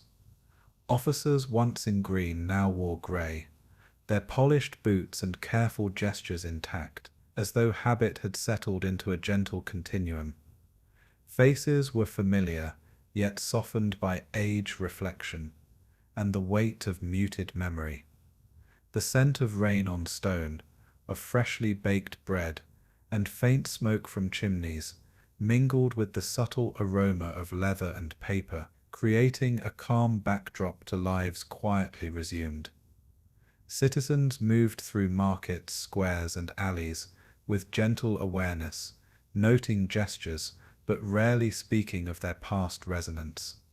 Offices, corridors, and public buildings echoed with soft footfalls, gestures measured, the rhythm of authority threading lightly into post-war life. Conversations remained polite and subdued, words chosen carefully, each exchange carrying traces of both vigilance and forgetfulness. Even the familiar landscapes, cobblestones, riverbanks, and street lamps, seemed softened by the gentle insistence of memory and renewal. And in this calm continuity, a quiet, almost hypnotic rhythm persisted, threading the past into present gestures. Time moved forward softly, carrying the imprint of order and routine through streets now gently humming with ordinary life. Many officers blended seamlessly into new structures, their past roles quietly unspoken, their expertise repurposed into civic work. Their steps remained precise, gestures controlled, eyes attentive yet softened by routine and reflection. The scent of ink, leather, and polished wood lingered in offices where ledgers now recorded mundane tasks, threading habit into peaceful administration. Citizens noticed the calm presence of authority, a reassuring pulse that carried with it faint echoes of memory, but the rhythm had softened, the sharp edges of history dulled by collective silence. Even casual conversations at marketplaces or in cafes carried a gentle cadence, words slow, measured, and almost hypnotic, reflecting adaptation and subtle forgetfulness. Families walked through streets once shadowed by fear, learning to inhabit the spaces where authority had been both visible and invisible. And through these movements the green of uniforms past lingered faintly beneath the grey, a subtle imprint that survived time and transition. The quiet persistence of habit threaded days and nights alike, anchoring society in gentle rhythm. Each gesture, glance, and motion carried both continuity and dissonance, a faint reminder of the unbroken pulse of experience. Life settled softly into normalcy, yet the shadows of the past remained, almost imperceptible but enduring. In administrative offices, the echo of previous routines lingered like a gentle hum beneath the new tasks. Pens traced lines across paper with precise attention, gloves adjusted straps, and boots scuffed softly on polished floors. Even as officers recorded building permits, traffic logs, or local ordinances, the hypnotic cadence of order persisted, invisible yet unmistakable. The scent of ink, paper, and leather threaded through hallways, grounding movements in sensory familiarity. Citizens approached with polite questions, gestures slow and careful, and were met with measured responses, a subtle reflection of discipline and attentiveness. Officers paused occasionally to straighten uniforms, adjust hats, or smooth sleeves, actions inherited from old rituals but softened by the pace of peace. Outside, streets reflected gentle sunlight, the whisper of wind through trees, and faint echoes of distant footsteps, mingling with quiet conversation. The rhythm of daily life continued, calm yet hypnotic, threading authority and routine through a society learning to move forward. Each measured motion carried a soft continuity from past to present, blending memory with renewal. And in this slow unfolding, the green of former uniforms settled quietly beneath grey, an enduring gentle pulse. Communities gradually accepted these familiar figures, their presence blending seamlessly with everyday life. Streets, markets, and parks pulsed with ordinary rhythm, the scent of damp earth and fresh greenery grounding movement and reflection. Officers patrolled slowly, gestures deliberate, soft greetings exchanged, faces familiar yet unreadable, their histories unspoken yet faintly perceptible. In homes and businesses, citizens sensed both continuity and transformation, a gentle acceptance threaded through careful attention.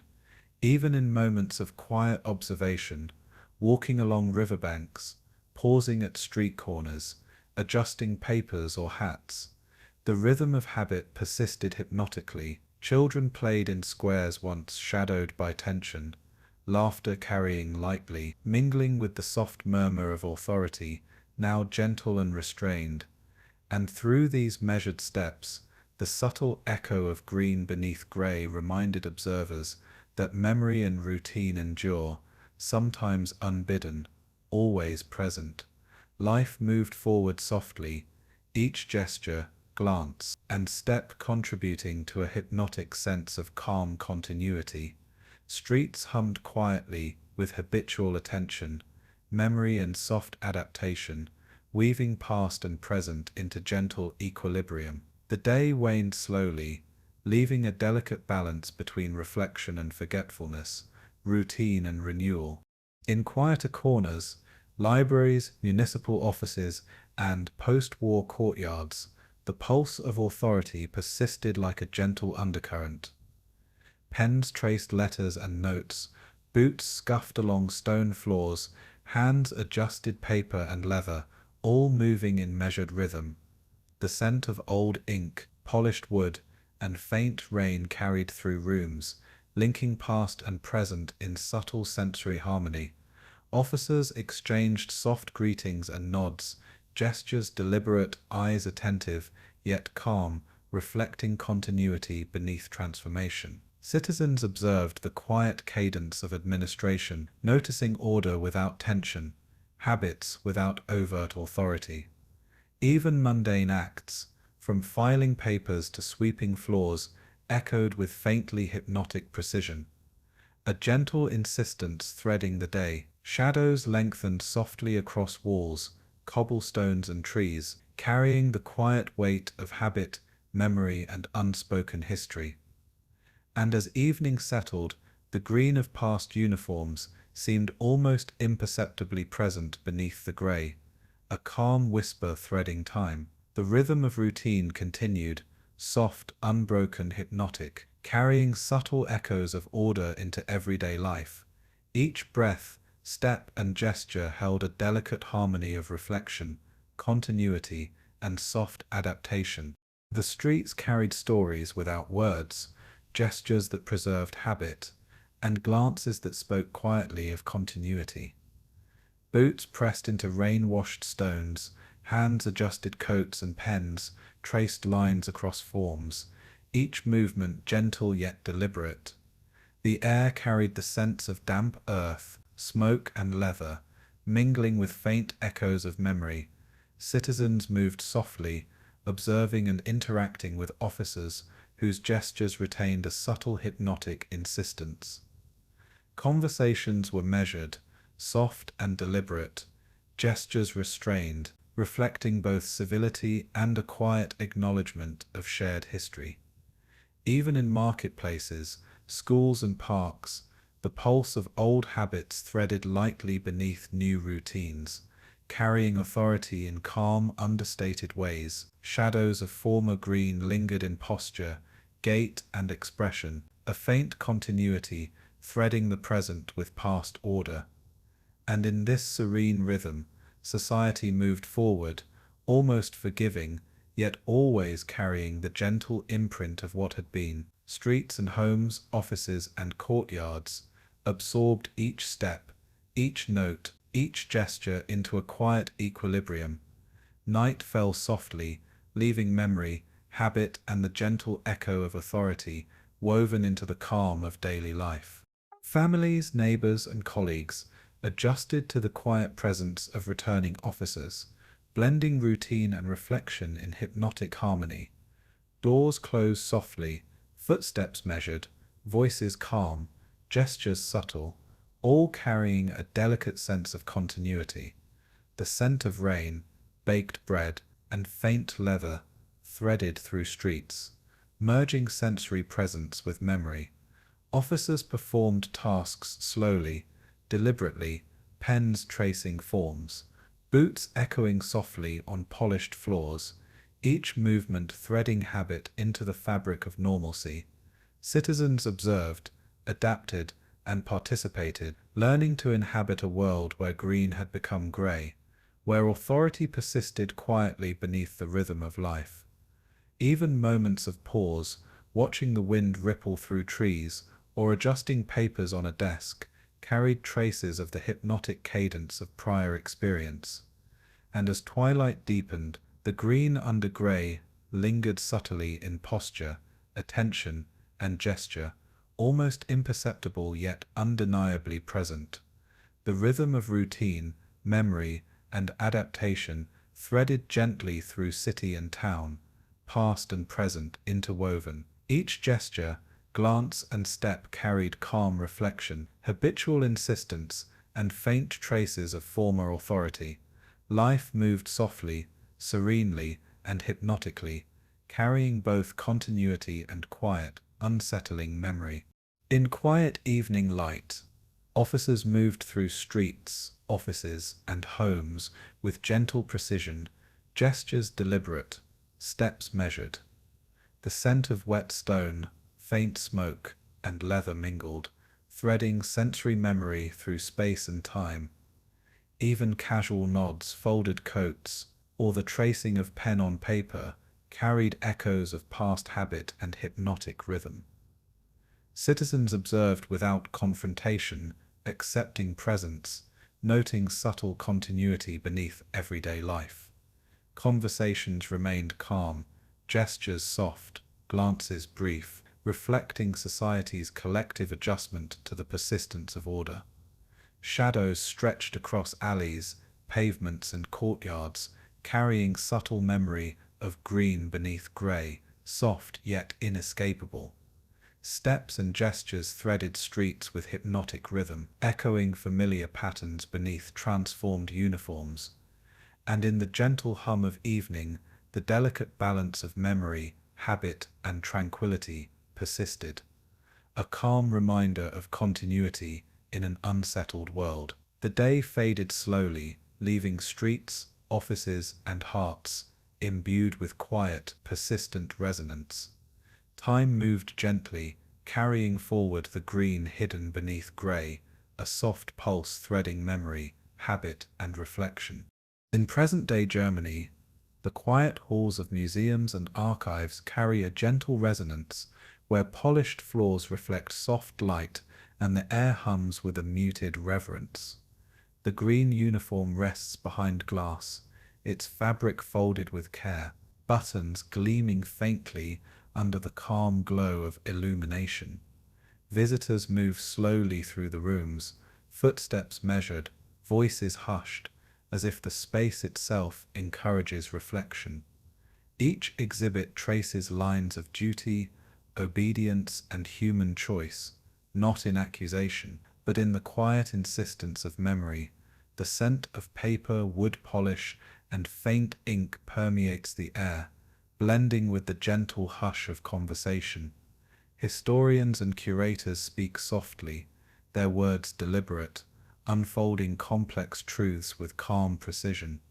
Letters, photographs, and documents are handled gently, tracing the paths of those who wore the uniforms and the lives they touched.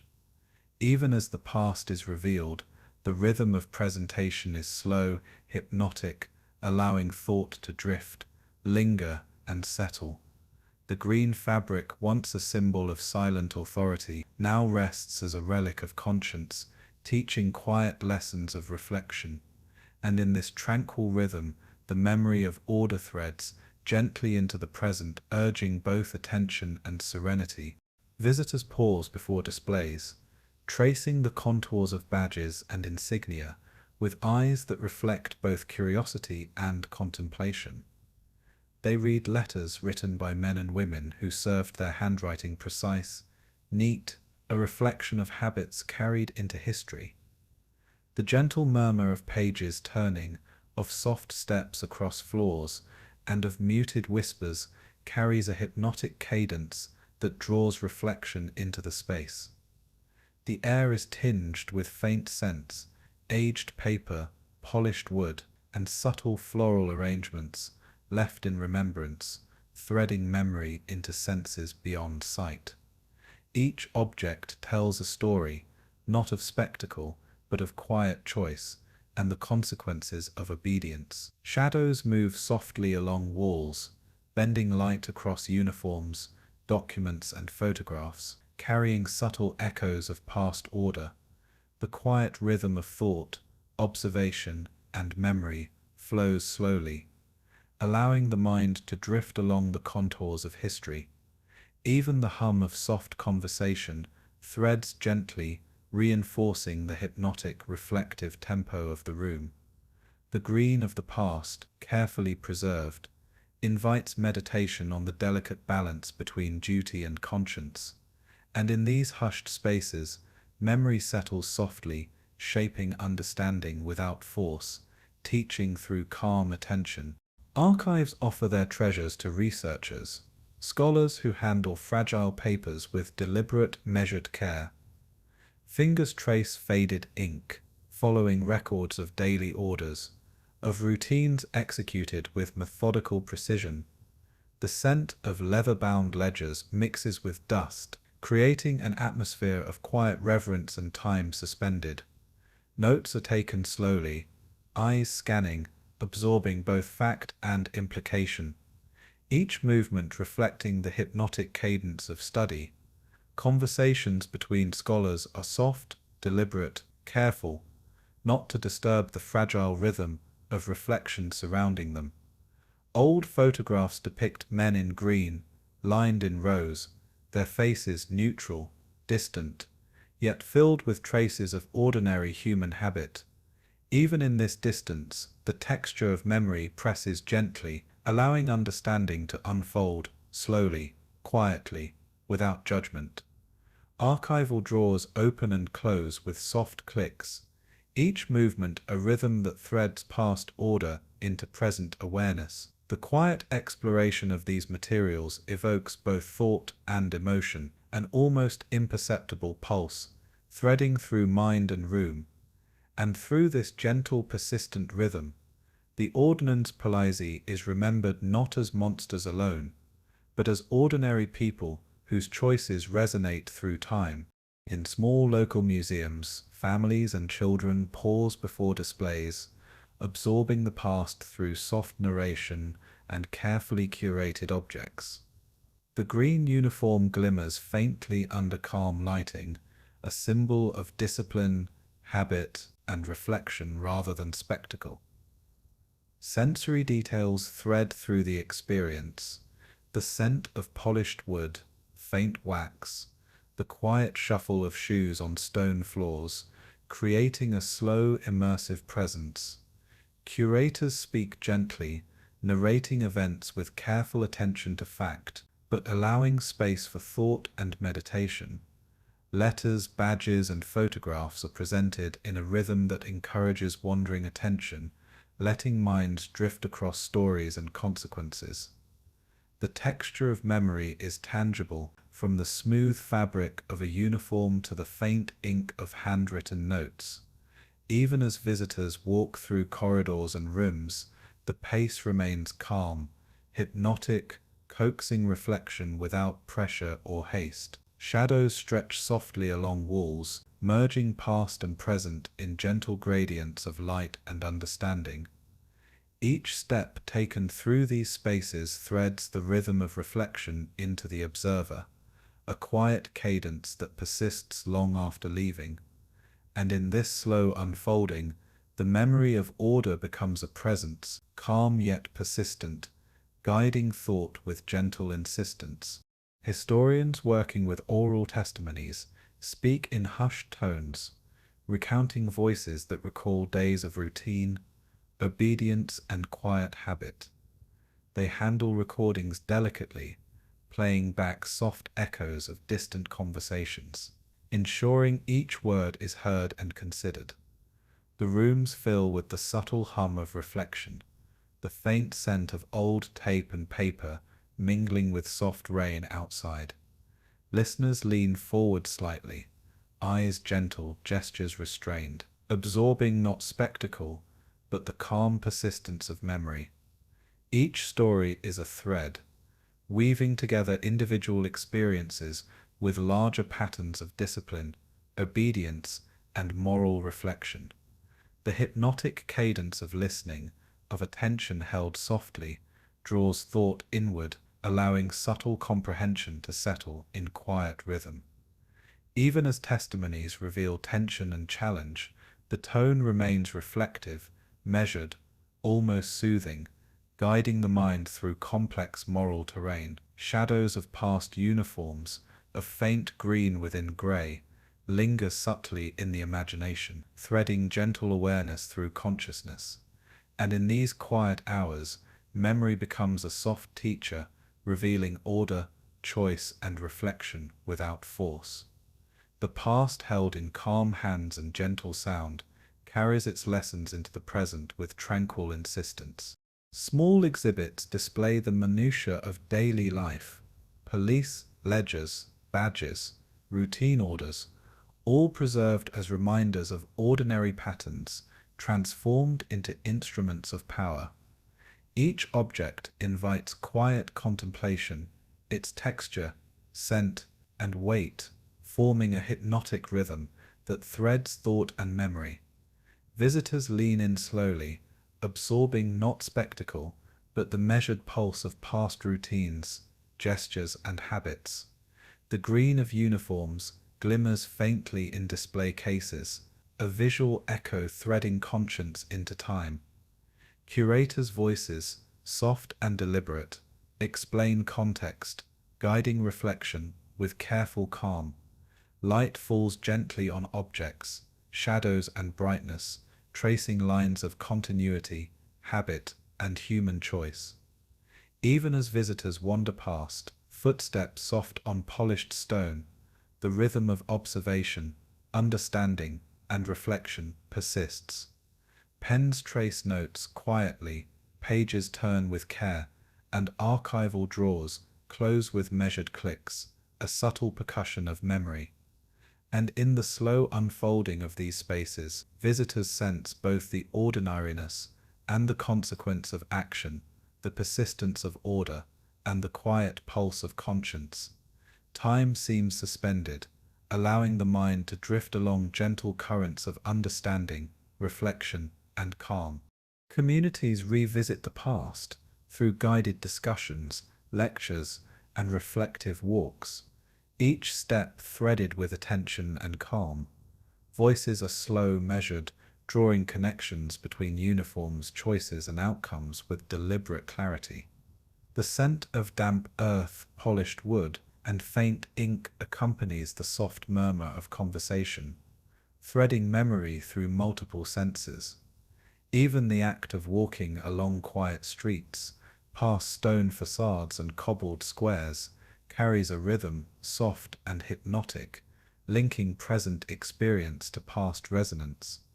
Exhibits of badges, photographs, and letters convey ordinary human gestures transformed by historical circumstance, gently insisting on reflection. Attendees lean forward, nod slowly, whisper softly, absorbing context without hurry, allowing understanding to settle in calm rhythm. Shadows lengthen across courtyards and halls, merging history, memory, and present awareness into a quiet meditation. Each step and gesture threads awareness of order and conscience through minds and hearts, leaving a subtle, lingering pulse. And as the day wanes, the green of the Ordnungspolizei lives on behind glass, in whispers and in quiet thought, a presence gentle yet insistent. The rhythm of reflection continues softly, carrying lessons of history into calm consciousness. At night museums close their doors, yet the pulse of memory remains, faintly vibrating in the polished halls and display cases. The green uniform rests in calm light, shadows falling softly as if breathing slowly along with the quiet of the city. The scent of wood polish, paper, and faint ink lingers, threading through rooms and corridors like a gentle, persistent rhythm. Scholars, curators, and visitors alike leave with soft footsteps, their minds carrying the slow cadence of thought and reflection. Letters, photographs, and ledgers retain their quiet insistence, teaching the rhythm of routine, obedience, and human choice. Outside, the city exhales in the soft hum of evening, blending past and present in a hypnotic, contemplative pulse. Even in absence, the lessons persist, gentle, measured, almost forgiving, yet insistent in their quiet insistence. And as rain taps lightly on rooftops and streets, the memory of order settles softly, weaving conscience, reflection, and understanding into the stillness of night. The green of the past remains behind glass, a relic of thought, moral weight, and calm meditation. Time moves slowly, carrying the lessons of habit, obedience, and reflection into the quiet of the present, gently threading the Ordnungspolizei into memory without force.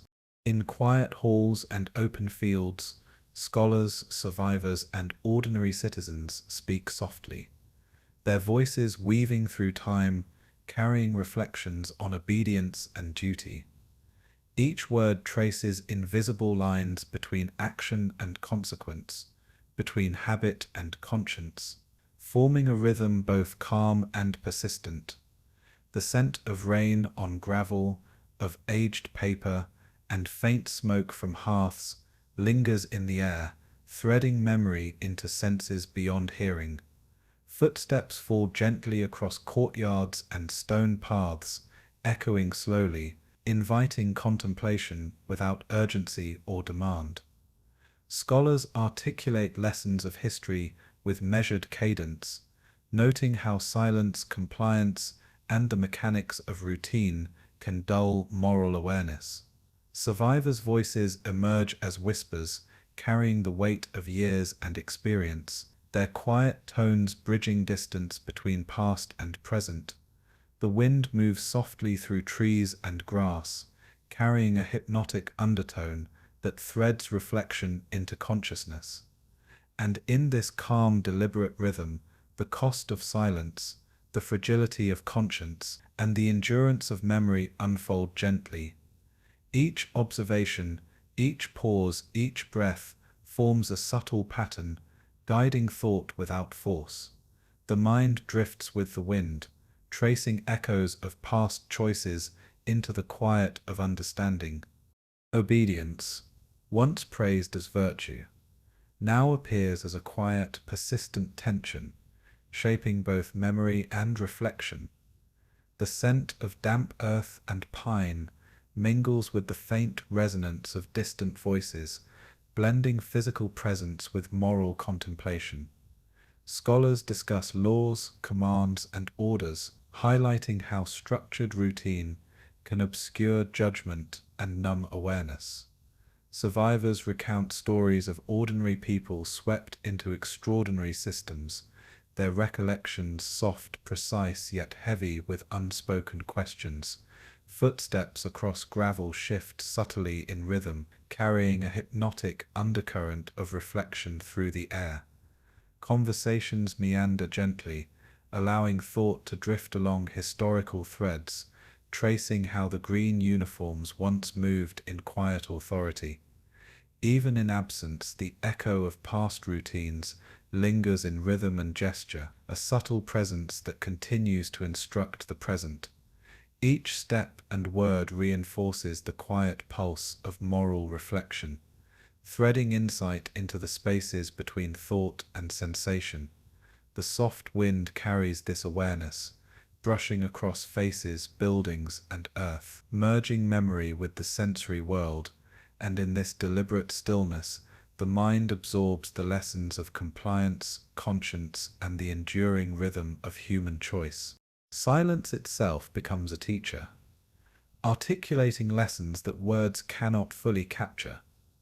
The air is thick with quiet observation, where rustling leaves, distant murmurs, and soft footsteps blend into a slow, hypnotic cadence. Scholars note the difference between legal obedience and ethical responsibility, the tension threading subtly into consciousness. Survivors pause, recounting acts both ordinary and extraordinary, gestures of choice and surrender, unfolding in memory like gentle waves. The scent of old books and polished wood carries a calm weight, guiding thought along lines of reflection and consideration. Conversations remain measured, deliberate, letting insight settle slowly rather than demanding instant comprehension. Even as the mind wanders, the rhythm of listening, breathing, and observing reinforces a hypnotic sense of continuity. Footsteps on stone, wind through trees, and faint murmurs blend seamlessly, reminding all that reflection is an ongoing, living process. Each breath, pause, and whisper carries moral resonance, linking past obedience with present awareness. And in this subtle, echoing space, lessons of vigilance, conscience, and awareness settle gently into thought. Across fields, ruins, and museum halls, memory inhabits spaces in soft, persistent rhythms. The faint scent of rain-soaked gravel mingles with earth and stone, marking places of quiet reflection. Scholars trace histories with calm deliberation, emphasizing how structured authority can shape behavior and perception.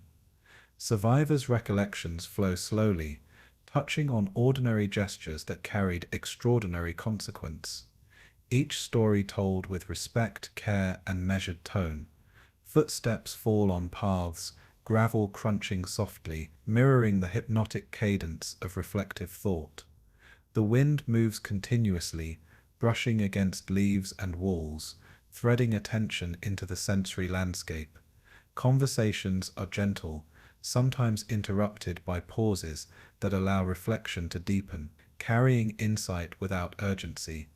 Even in spaces emptied of human presence, the echo of past actions persists, weaving awareness into the stillness. Each sensory detail, the sound of wind, the rhythm of steps, the faint smell of earth, blends with thought, forming a calm, reflective pulse. And in this persistent rhythm, the lessons of moral attention, caution, and remembrance unfold slowly, settling gently into understanding. Duty, once absolute, is re-examined under the soft light of reflection and memory. Scholars articulate distinctions between law and conscience, obedience and thoughtfulness, drawing attention to subtle gaps where morality can slip into habit. Survivors recount moments of choice, small gestures carrying silent consequences, their words flowing with careful cadence. The faint aroma of paper, stone, and damp earth anchors attention to physical space, blending sensory presence with reflective thought. Footsteps fall in measured rhythm across floors, gravel, and pathways, echoing hypnotically as if reminding all of the quiet passage of time. Conversations drift gently, weaving historical insight with personal reflection, forming a slow, immersive pulse of contemplation. Even as ideas ripple outward, the rhythm of memory and moral attention threads quietly, insisting only on gentle awareness. Shadows lengthen softly along walls and trees, carrying echoes of past obedience into the present, merging reflection with sensory perception. Each pause, each soft note of speech, each gentle step carries resonance, reinforcing lessons that unfold slowly in quiet consciousness. And in this unhurried rhythm, the cost of silence and the value of moral vigilance settle softly into thought, echoing across time. The quiet persistence of memory threads through corridors, streets, and open fields, marking both presence and absence. The faint sound of wind, the gentle crunch of gravel, and the distant murmur of conversation form a hypnotic backdrop for reflection. Scholars and citizens alike absorb subtle lessons, contemplating how ordinary actions ripple through history. Survivors' voices, soft yet clear, punctuate the rhythm, their recollections inviting meditation rather than urgency. The scent of earth, stone, and aged wood fills the senses, threading awareness into the mind as steps and breath carry forward. Conversations drift slowly, leaving space for thought to wander, linger, and settle into quiet insight. Even empty spaces resonate with echoes of past routines, gentle rhythms that teach without words, carrying subtle guidance for conscience and choice. Footsteps, wind, and distant murmurs converge, forming a calm, immersive pulse of reflection that persists across time. Each breath, glance, and motion threads attention, connecting memory, history, and moral awareness in hypnotic cadence. And in this echoing stillness, silence itself becomes a teacher, inviting calm contemplation and gentle understanding. Time moves slowly in these spaces, marked by the rhythm of wind, footsteps, and quiet conversation. The green uniforms of the past remain in memory, faintly visible beneath reflection, whispers, and the soft insistence of conscience. Scholars trace lines of obedience, questioning, and awareness, their words moving with hypnotic deliberation. Survivors recount subtle moments of choice, gestures of attention and inattention, each story unfolding like a soft, measured wave. The scent of polished wood, Old paper and damp earth threads through minds, tying sensory experience to moral understanding. Footsteps fall softly across paths and floors, the rhythm hypnotic, linking present awareness with historical reflection. Conversations pause and resume slowly, allowing thought to settle, expand, and drift through the echoes of history. Even as dusk gathers softly over streets and courtyards, the lessons of silence and moral vigilance persist, carrying quiet insistence. Each detail, the sound of wind, the texture of stone, the rhythm of breath, threads awareness into the present. And in this gentle echo, the cost of silence and the enduring necessity of reflection settle softly into consciousness. As night deepens, shadows stretch across open fields, cobbled streets and quiet halls, merging sound, memory, and thought. The wind murmurs softly through leaves, carrying echoes of footsteps and distant conversation, a slow, hypnotic pulse of reflection. Scholars close books, lights dim, and soft words linger in the air, teaching calm vigilance without urgency. Survivors' whispers seem to thread into the rhythm of night, gentle yet persistent reminders of attention, choice, and moral presence. The scent of rain, earth, and old stone deepens perception, tying sensory awareness to the lessons carried across generations. Footsteps slow, breaths deepen, and quiet persists, blending reflection with the hypnotic cadence of time. Even empty spaces retain resonance, each echo a reminder of the enduring rhythm of conscience, observation, and memory. Each soft element, sound, scent, step, pause, threads together, forming a calm, reflective network of awareness. And in this unhurried space, silence teaches its most subtle lesson, that moral vigilance, attention, and reflection persist quietly, echoing long after events themselves have faded. Time bends softly around these rhythms, carrying the pulse of memory, conscience, and awareness into the gentle night. In the calm light of present-day Germany, memorials stand quietly, their stone and metal surfaces smooth and reflective, absorbing the soft rhythm of passing wind. Names etched in careful script carry echoes of duty, choice, and consequence. Each letter, a whisper of remembrance.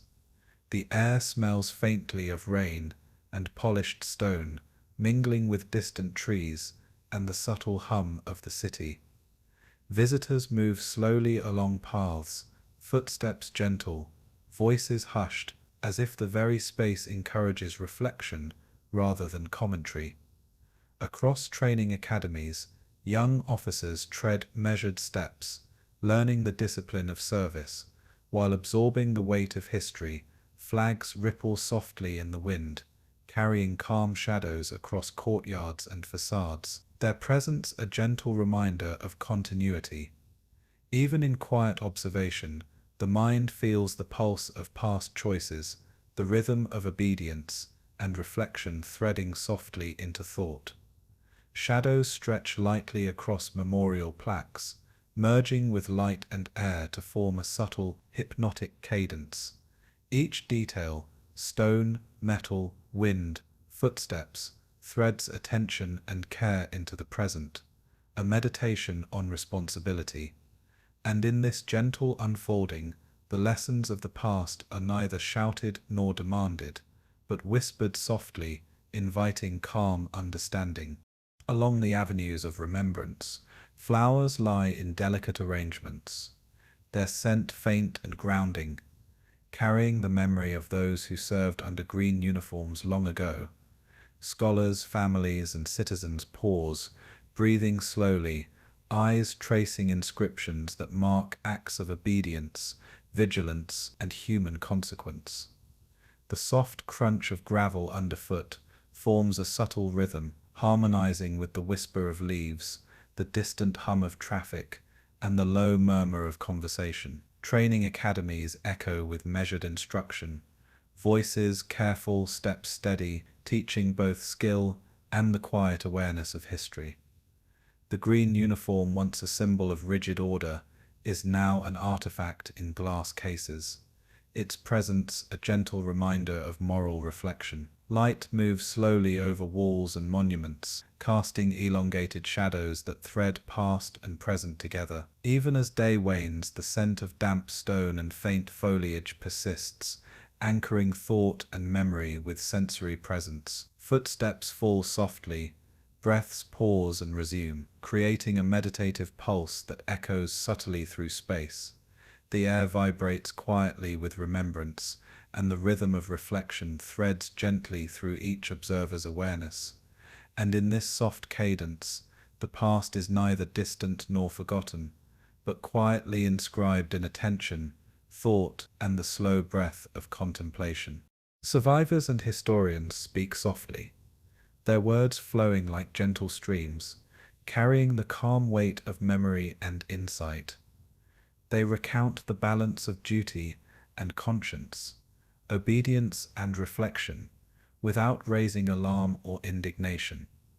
The wind drifts through open courtyards, brushing against memorial stones and trimmed hedges, blending natural rhythm with human reflection.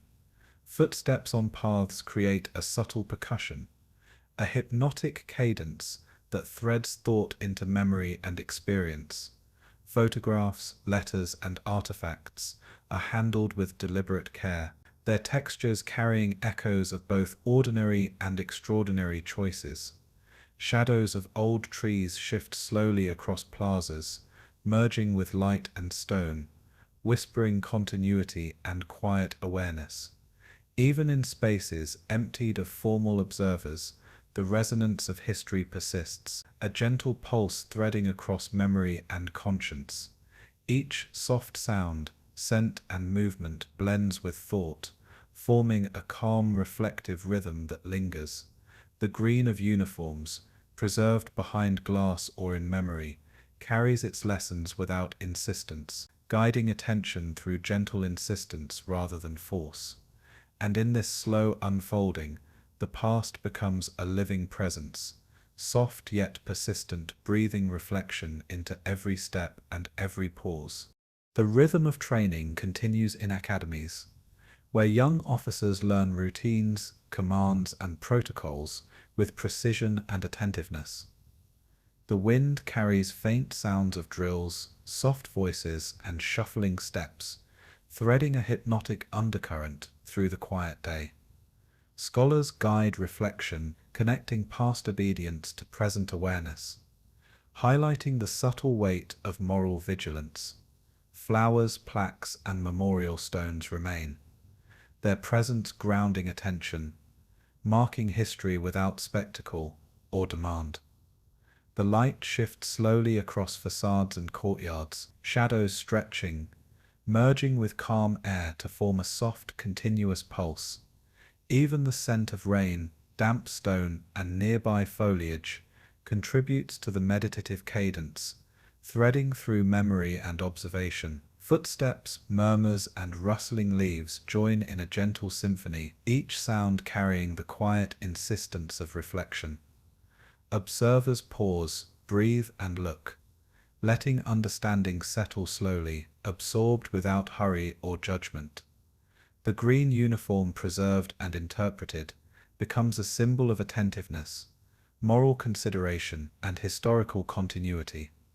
And in this persistent rhythm, the present learns from the past, quietly shaping conscience with gentle insistence.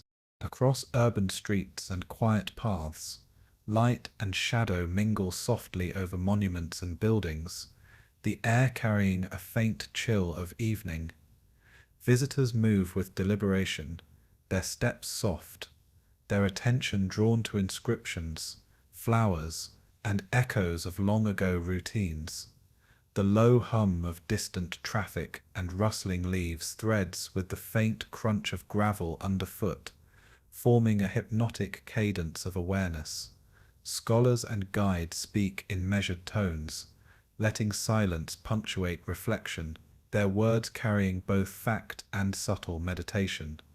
The green of the past glimmers faintly in memory and display, its presence a gentle reminder of vigilance, moral attention, and historical awareness. Shadows shift slowly across memorial stones, creating patterns that invite pause, thought, and the soft pulse of understanding. Footsteps continue along pathways, echoing lightly against stone and air, the rhythm coaxing attention into quiet awareness. The scent of wet earth, stone, and subtle floral tribute blends with memory, anchoring reflection in the present. Each step, breath, and gentle sound threads consciousness into the slow cadence of observation, reflection, and moral awareness. And in this calm, persistent flow, history speaks softly, a gentle teacher of responsibility and memory.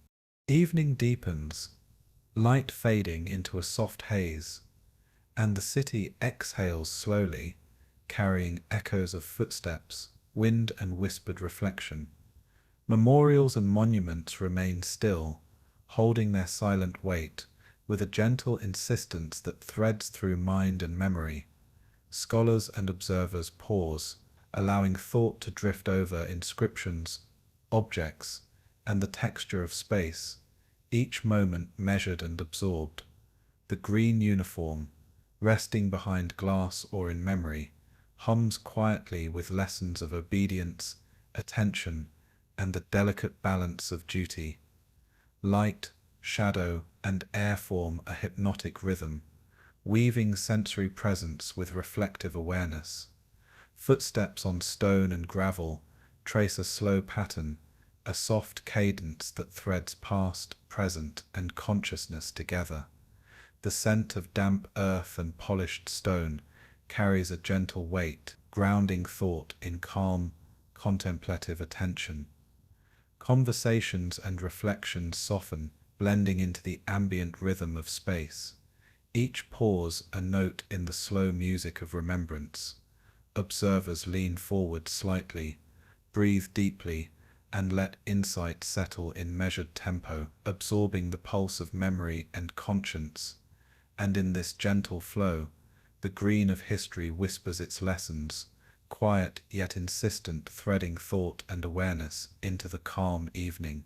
Across courtyards, training halls, and quiet memorials, the pulse of reflection continues, persistent yet unobtrusive, teaching with subtle insistence. The wind stirs leaves and ripples flags, soft patterns of movement echoing the gentle rhythm of thought and observation. Scholars, students, and visitors move slowly, their attention drawn to inscriptions, objects, and the texture of past order. The green of uniforms rests in glass, in memory, and in reflection, a symbol of moral vigilance and historical understanding. Light falls softly across stone, metal, and foliage, shadows merging with calm air to form a hypnotic cadence.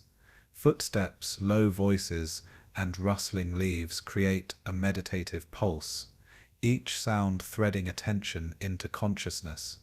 Even the scent of wet stone, earth, and polished wood carries subtle guidance, anchoring thought to space, time, and reflection. Pauses are as important as movement, allowing ideas to settle, ripple, and drift gently across the mind. Each soft element, sight, sound, scent, and rhythm, works together to create a serene meditation on duty, choice, and consequence. And in this slow, echoing space, remembrance unfolds calmly, a quiet presence shaping awareness without demand or force. Night arrives fully, shadows lengthening and blending with the fading light, the world settling into calm. Memorials, trees, and buildings breathe quietly, with the pulse of wind and the soft echo of distant footsteps. Observers pause one last time, letting thought drift through memory, conscience, and reflection, absorbing lessons carried across decades. The green uniform rests still, a gentle relic, speaking softly of vigilance, obedience, and the moral weight of order. The scent of earth, stone, and rain lingers, a subtle anchor for mind and spirit alike. Footsteps fall less frequently, voices hushed, leaving only the faintest hum of city and air as meditation persists. Shadows stretch across courtyards and streets, merging past and present in hypnotic rhythm, threading calm into every moment. Each breath, glance, and step carries awareness, reinforcing lessons of responsibility, reflection, and historical attention. And in this enduring stillness, memory whispers softly, teaching through calm presence and gentle insistence. Beneath the quiet sky, the green uniforms have faded, but their silence still teaches what order must never become.